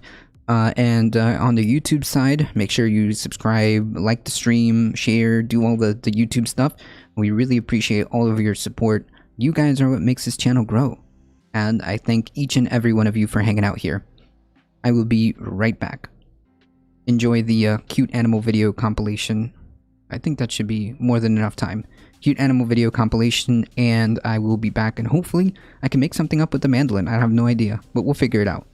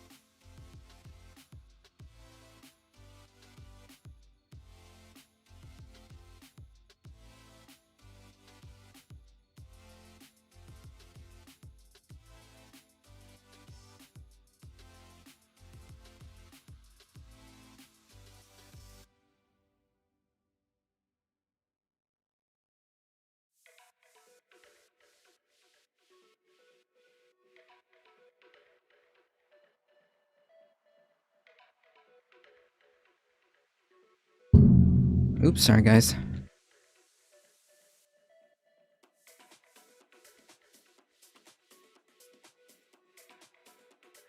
Thank you, Memmius. It was Memmius. Gaslight, obstruct, project. That's what it is.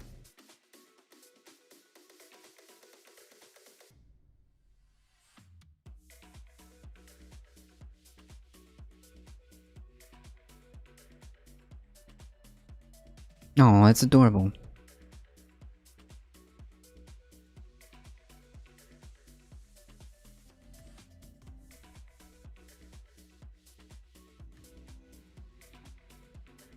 Oh my god.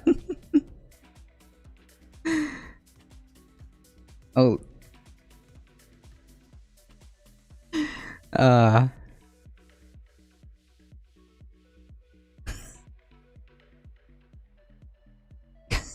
True. Oh man. Thank you, Chair, for holding down the fort. I appreciate that, Chair stream. Long live the chair.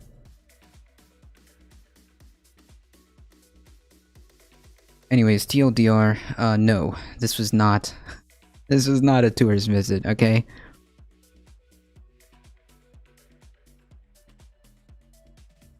Speaking of which, for months, officials have been saying that the January 6th attack on the US Capitol was the result of classic intelligence failure. Now key officials are questioning whether that was the case. A report written by... Oh, I'm sorry guys, hold on. Mandolin. I gotta figure out what to do with the mandolin.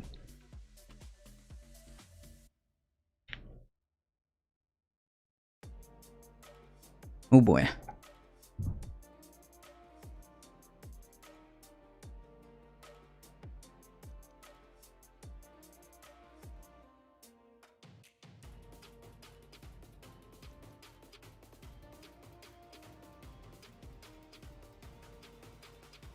Okay. We're gonna have to cheat, alright? Gonna have to cheat.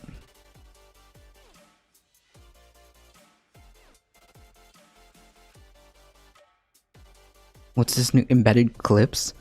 This new devilry? Yeah, I have no idea, but hey. I mean, I think what it does is give you like a little preview, right? It gives you a little preview.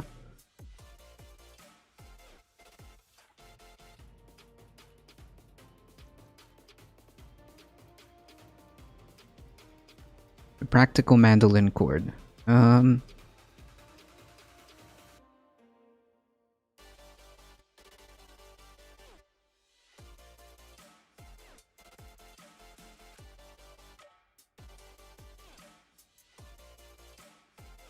Did you install FFZ?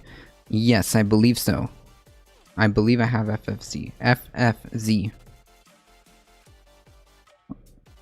Hold on. That's not E.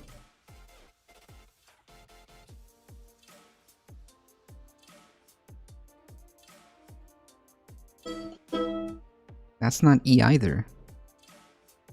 Are these real chords?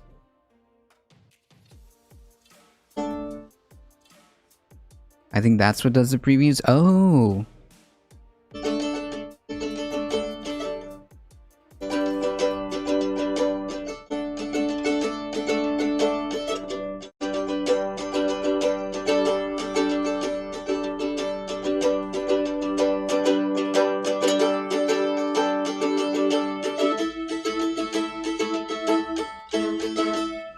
Okay, so we got D.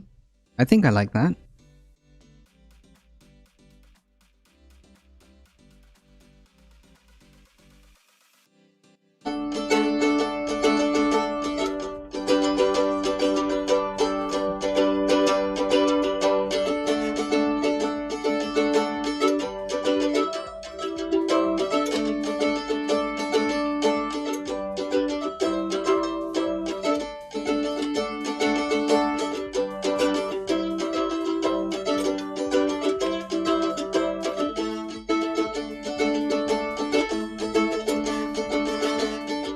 Okay, I think we're getting somewhere.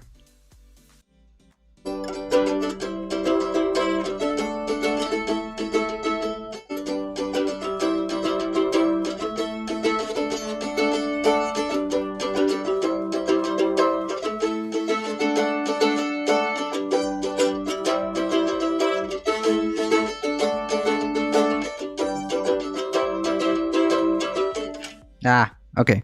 I got it. I figured it out. Okay, so we have this one, which I'm not sure what it is. Wait. This one is... Huh. I'm not sure what chord it is, but it sounds good, so we'll leave it. So this... I think this is G. So G.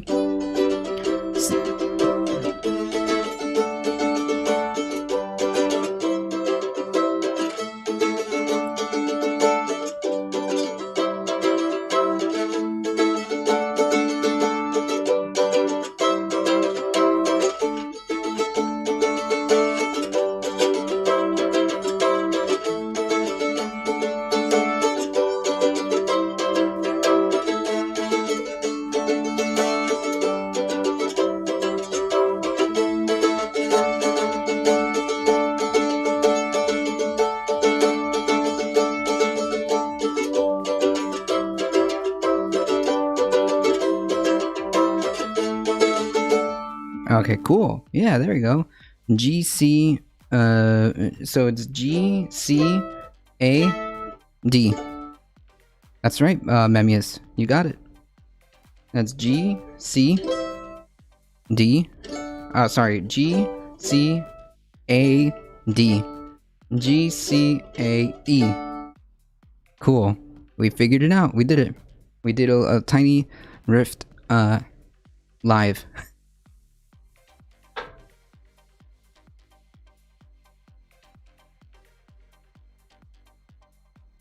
You're in the same tune as my guitar. Nice. Yeah, so, I mean, I think that the outer notes are the same. If I'm correct.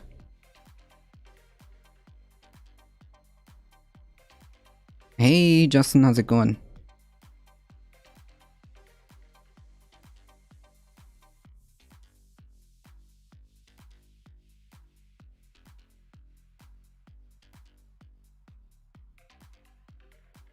Alright, so I may or may not have cheated and looked up some mandolin chords that I can put together.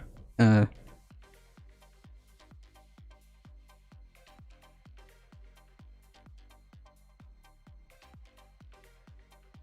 gotta work out too, but chilling with some kofefe. Nice. Alright, so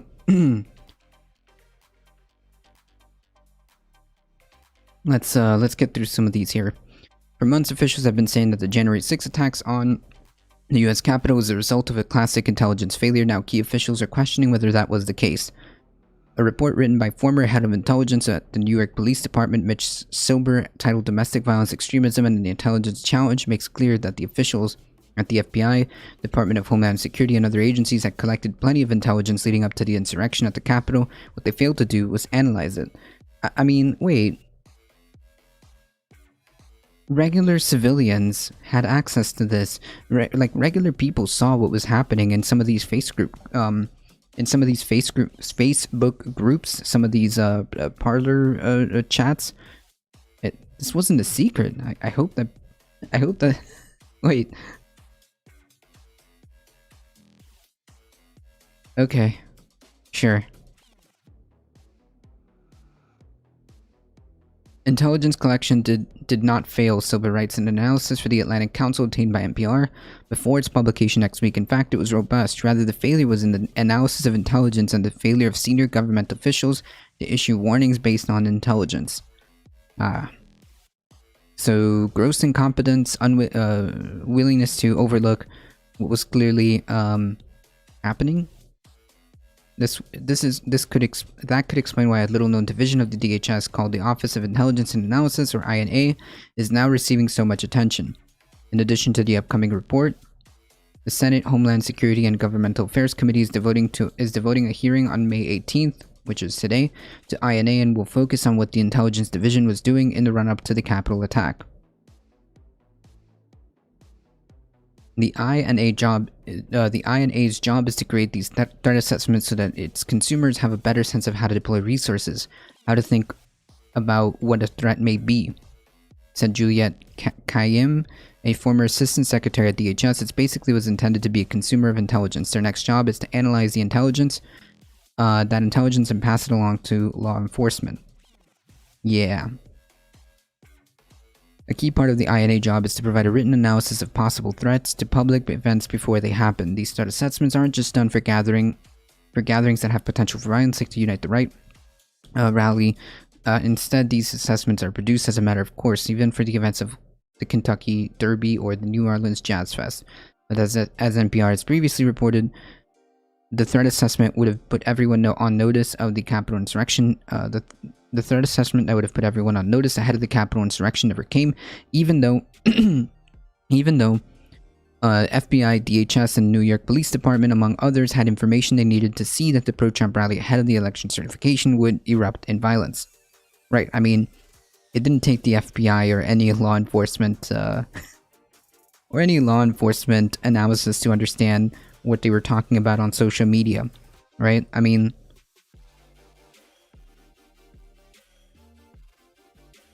it was public. It was public information. I mean, what more do you want? What more analysis do you need? There's tons of Facebook pages and Parler talks. I don't know what they're called. Posts. There's plenty of Parler posts. I don't get it. What we think about an intelligence agency, they have 3 functions: collect the intelligence, analyze the intelligence, and connect the dots. Then you warn the appropriate authorities so that they can take some actions to mitigate what you think is coming.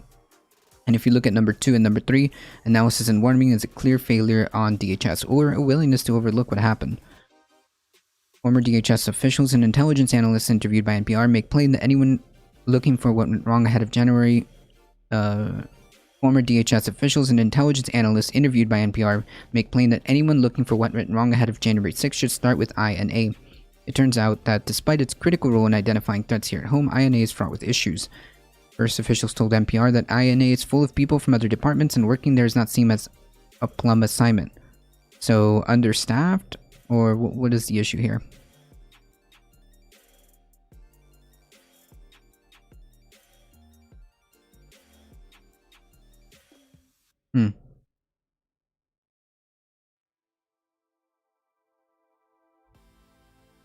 If you're 23 years old and you want to get into the intelligence business, the fun stuff, you're not picking DHS, and that has been a struggle for the department from the beginning.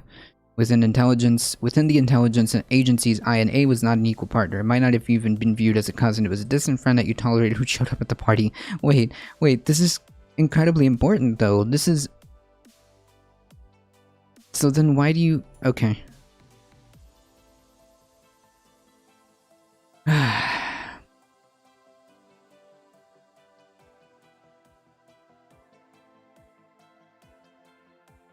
Anno said leadership also had a role in the failures of INA. As a general matter, the administration in power sets the priorities for the agency.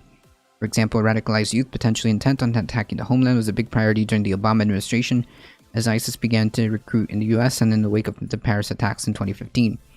With the Trump administration, it was made clear at DHS that the border with Mexico was a top priority. Trump administration officials wanted DHS to focus on immigration and perceived threats emanating from there. And that meant that the intelligence analysis at INA would be torqued towards those priorities. Based on what? Based on what, though? Generally, as with everything, shouldn't you be focusing on where the data points are? Where does the data point to where your resources should be allocated to?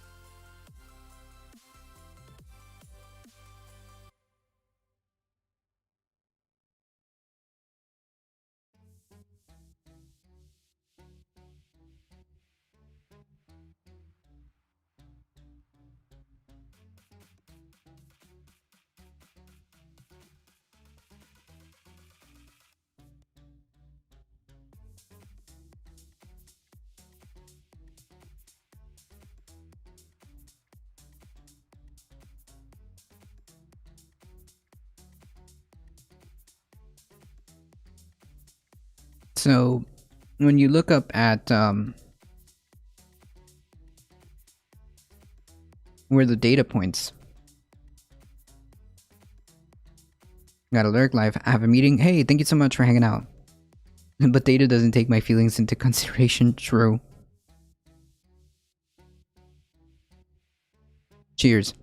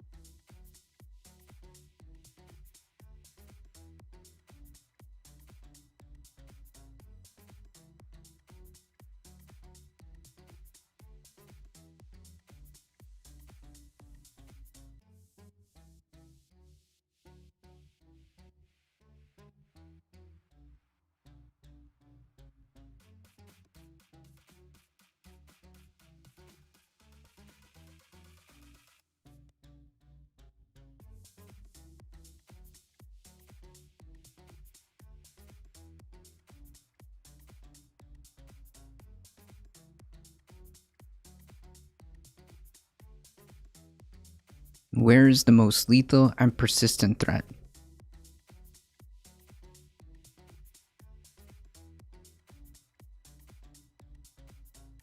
Administration officials were insisting on a narrative that wasn't true, which made it harder for the INA.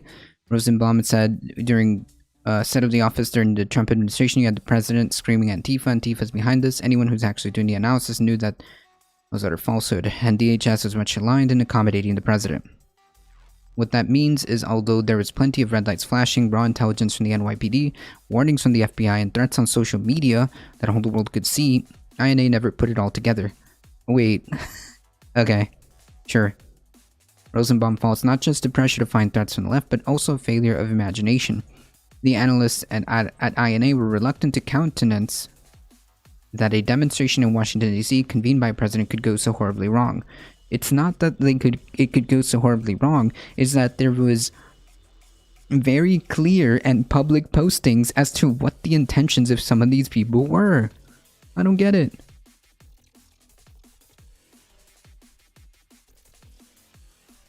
The dots were all there, Rosenbaum said, absolutely, but I mean, I'm among the many who could not conceive of an insurrection against the Capitol being led by the President of the United States.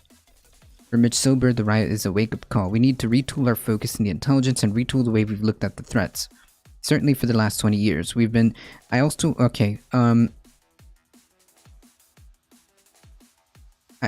to be very, like, careful, in terms of, like, how this could be turned around. And this is a double-edged sword.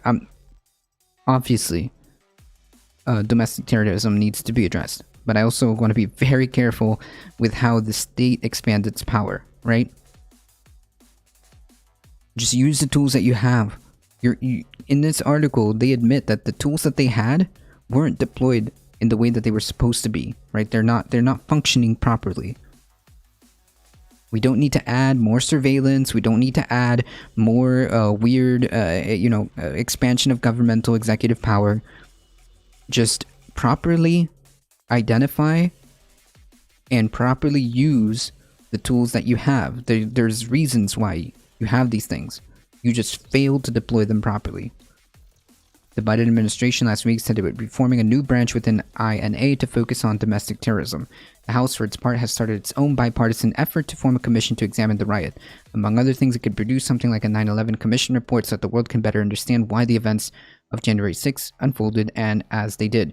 Yeah, and this is a bipartisan report, or hearing, I should say, or commission. So,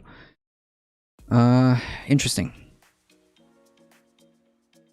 Although, I'm not sure, like, I mean, it's pretty clear what happened.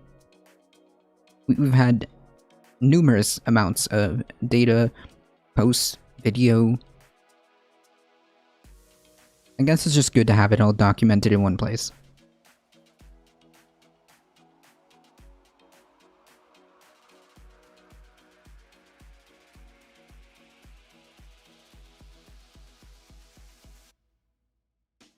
Long working hours are killing 745,000 people a year, research finds. Long working hours are killing hundreds of thousands of people around the world each year, according to the findings of a study by the WHO and the International Labour Organization. A joint research by the global public health and employment bodies WHO and ILO estimated that there is about 745,000 deaths from stroke and ischemic heart disease in 2016, marking a 29% increase since 2000. The study published in Environmental International Journal Monday was the first global analysis of the loss of life and health associated with working long hours. The WHO and ILO estimated that 398,000 people died from stroke, 347,000 died from heart disease in 2016 as a result of having worked at least 55 hours a week. Between 2000 and 2016, the number of deaths from heart disease due to continuing working long hours increased 42% and from stroke by 19%. The study concluded that working 55 or more hours per week is associated with an estimated 35% higher risk of a stroke and 17% higher risk of dying from ischemic heart disease, compared with working 35 to 40 hours a week. In 2016, 488 million people worldwide were exposed to long working hours of more than 55 hours a week. The work-related disease burden was found to be particularly significant in men. 72% of deaths occurred among males and people living in the Western Pacific, in which the WHO includes China, South Korea, Australia, and Japan, among other countries. Yeah, Japan is bananas. In Southeast Asia regions and middle-aged or older workers. Most of the deaths were recorded among people dying aged 60 and 79 years of age who had worked for more than 55 hours per week between the ages of 45 and 74 years, with working long hours now known to be responsible for about a third of the estimated total about one-third of the total estimated work-related burden of disease. It is established that it's a risk factor with the largest occupational disease burden. Yeah. The WHO-ILO study included analysis of 37 studies on ischemic heart disease and 22 studies on stroke, as well as data from more than 2,300 surveys collected in 154 countries around from 1970 to 2018. Although the study did not cover the period of the coronavirus pandemic, the findings come at a time when the number of people working long hours is increasing and currently stands at 9% of the total population globally. The WHO said, adding, "This trend puts even more people at risk of work-related disability and early death." Yeah.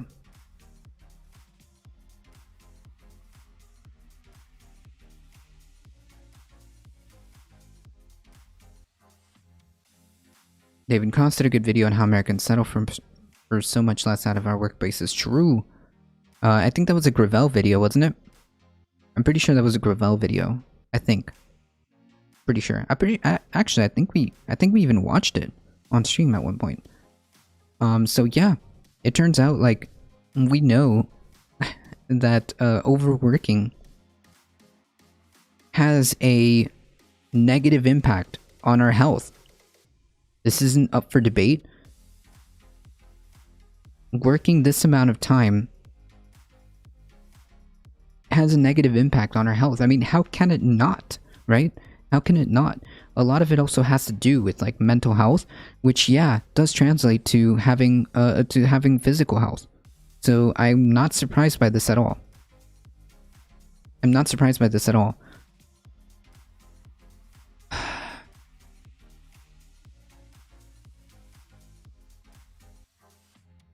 It makes sense as to why we have studies where people who work 4 days a week instead of 5 and work about 30 hours a week instead of 40 or 32 hours a week instead of 40 not only are more productive but have a higher standard of living, have a higher quality of life.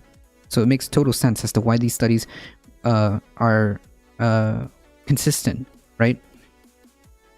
Just simply cutting off a day to make it 4 days a week instead of 5 and making the work hours anywhere from 30 to 32 instead of 40 has a significant health benefit and increases productivity.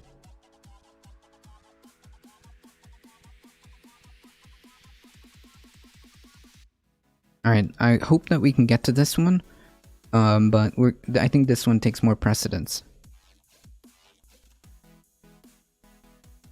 U.S. Supreme Court limits police power to enter homes with no warrant. The U.S. Supreme Court on Monday refused to make it easier for police to enter a home without a warrant for reasons of health or public safety, throwing out a lower court's decision to dismiss a lawsuit brought by a Rhode Island man after officers entered his home and confiscated his guns. Yeah, so, I mean, you can't just do that, right? The 9-0 ruling directed the Boston-based First U.S. Court of Appeals to reconsider Edward Caniglia's lawsuit accusing police of violating his constitutional rights by bringing him to a hospital for a mental health evaluation and taking away his guns without a warrant after a 2015 argument with his wife. Yeah, I'm so glad that this is important, because police can't just go into your home and willy-nilly under a very loose pretense of for the health and public safety to enter your home without a warrant and confiscate your property without a warrant, right? Or search you without a warrant. Lower courts had ruled that the police in Rhode Island's city of Cranston did not violate the Constitution's Fourth Amendment ban on unreasonable searches and seizures. Yeah, that sounds like they did. The case centered on a legal doctrine that gives officers leeway to engage in community caretaking. Yeah, this is what the police use as a excuse: community caretaking to ensure public safety. In its ruling, the Supreme Court, which has previously applied this doctrine to vehicles, said it does not apply to homes as well. What is reasonable for vehicles is different from what is reasonable for homes. In a ruling against Caniglia, the Boston-based First U.S. Court of Appeals concluded that even if his case did not involve an emergency, the police conduct was justified under the community care doctrine. Like, what? No. Police don't need this power. Sorry. There have been heightened concerns over police conduct, including how authorities deal with mentally ill people in the wake of protests in many cities this year against racism and police brutality. President Joe Biden's administration backed the police in this case. Yikes. A Justice Department lawyer told the justices that officers should not be required to should not be required to obtain warrants in situations where people could be seriously harmed. Yeah, that's under the pretense that is true. Sure, but that wasn't the case. They used that excuse. To go into this person's home and illegally do a search and seizure.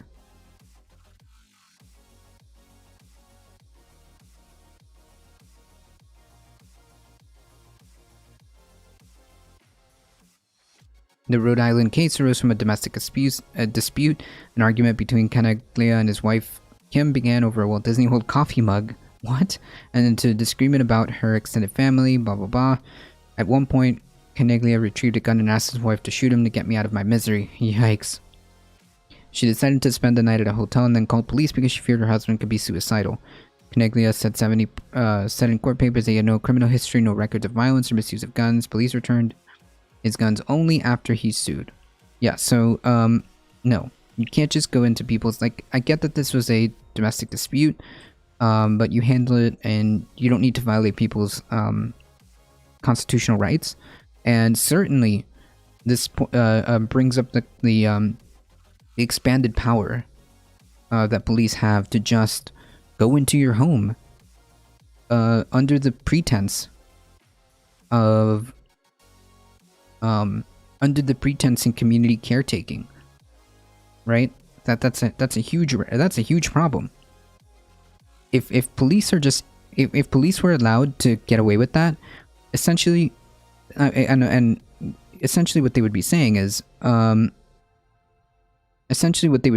like, yeah, if the Supreme Court would have ruled with the police, what they would have been establishing is a dangerous precedent where cops can just use this community caretaking to engage in unlawful searches and seizures, right? That's what that would set. So, yeah, no, police can't just do that. Police have no power like that. And they shouldn't. That's the real argument here, right? That's the real crux of it, right? Do police have this amount of leeway to just do this? No, they do not. And nor should they. I think they should just review this. I think they should review this and redefine what that means. Because I'm not comfortable with allowing police this much power. Okay, so we have just enough time, I think, to go over this.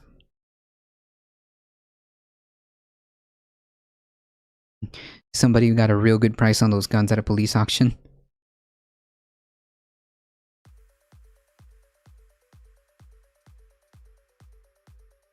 Alright.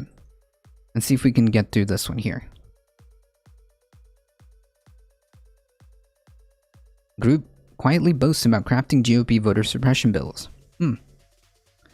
For many years, the Heritage Foundation, nice meme, was known as a prominent conservative DC think tank helping undergird the Republican Party's intellectual infrastructure. But as the right's focus shifted away from policy making to more towards activism, Heritage kept pace and created a separate entity called the Heritage Action for America to engage in advocacy work. Okay. We're occasionally reminded just how significant an impact it's having.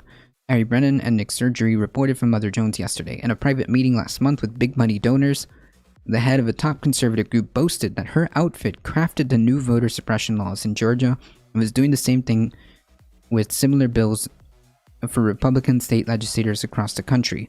In some cases, we actually draft them for them. She said, or we have a sentinel on our behalf give them the model legislation so it has that grassroots, from the bottom up type of vibe. Yikes.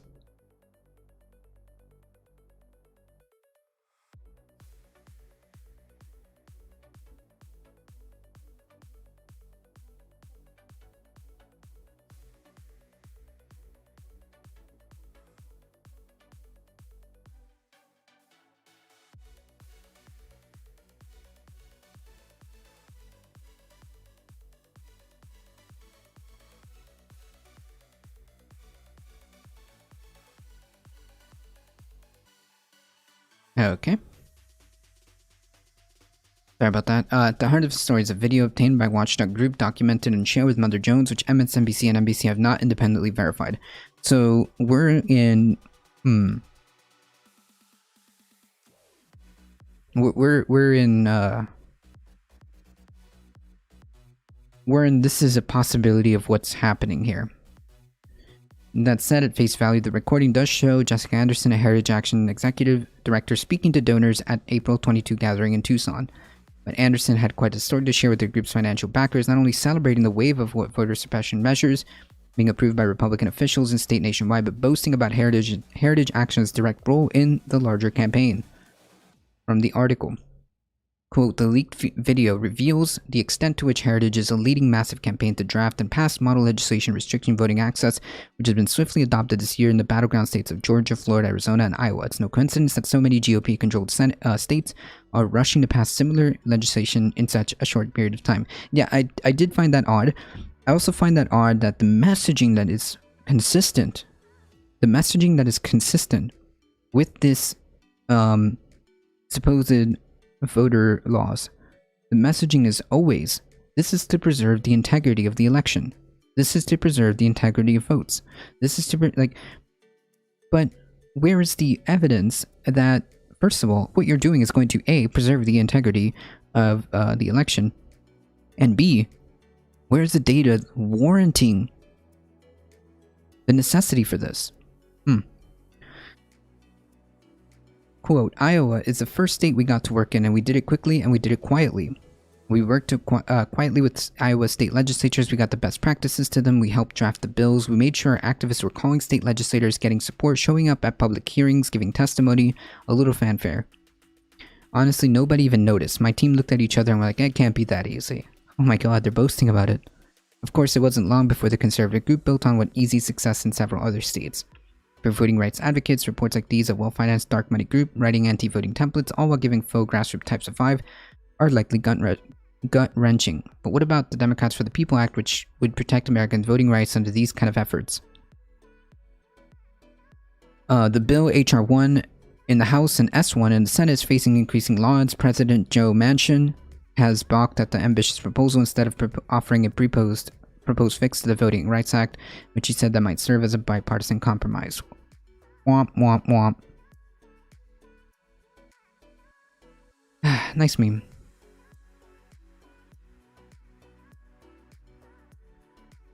Yesterday morning, Senate Minority Leader Mitch McConnell effectively danced on the bill's grave, telling Fox News it's not going to pass the Senate. There's no single Republican for it. It will not pass. It's a safe bet that the folks at the Heritage Action are watching and smiling. True. In case y'all had any doubts about what's happening behind the scenes, yeah? In case we had any doubts.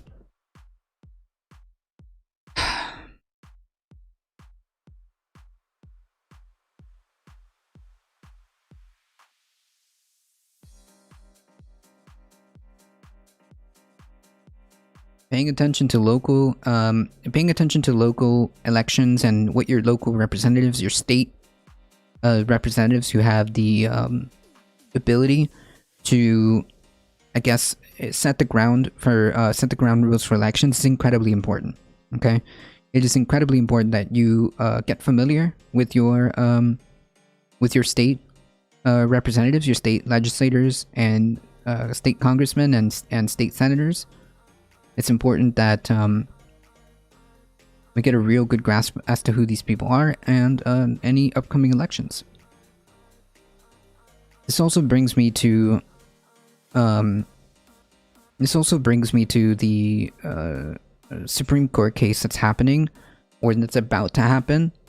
I don't know when they're going to start opening hearings for this this case. There is a Supreme Court case coming up very soon that may be the beginning of the end for Roe versus Wade. And it's effectively, should the Supreme Court decide that it's up to the states to say whether or not abortion is to be banned, get familiar with your state representatives, your state senators, because if they decide that abortion is actually an issue where states get to decide what happens, we might see some across the board heavy-handed bannings of abortion outright. So yeah, get very familiar with who your state representatives are. These are the reasons why. I guess my point being is pay attention, folks. Pay attention to what's happening. And on that note, folks, I do have to get going. Thank you guys so much for hanging out with me today. You guys are what makes this channel grow, and I honestly can't thank you guys enough for all the wonderful support that you guys have given to this channel. I appreciate each and every one of you. Thank you for all the subscriptions, the biddies, the follows. You guys are truly what makes this go. And I appreciate that. If you guys do enjoy the content and haven't already, make sure you hit that follow button on YouTube. Make sure you like, subscribe, share, all of that stuff, and spread the word far and wide that this is the chillest place to be for news and politics. Monday to Thursday, 9 a.m. to 11 a.m. Eastern Time. And of course, we have the Saturday Catterdays at noon. So come hang out with us. We usually have a chill time. As always, stay safe. Take care of each other. I love you all, and I hope to see you guys in the next stream. See ya! No, thank you for hanging out. Alright, folks. We're going to Ben's channel. Yep. Subscribe. It's that time already? Yeah, I know. Time flies when you're having fun, isn't it? Doesn't it? Thank you, Memius. Thank you, Heat. Look at all those wonderful emotes. Alright, folks, we're heading out to Ben's channel. Go show them a difficult truth love. Let's see if we can help out with that partner push, yeah? Thanks, bud. No, thank you. Thank you for hanging out. Alright, folks, we're heading out in 5, 4, 3, 2, 1. Here we go. You have a great day.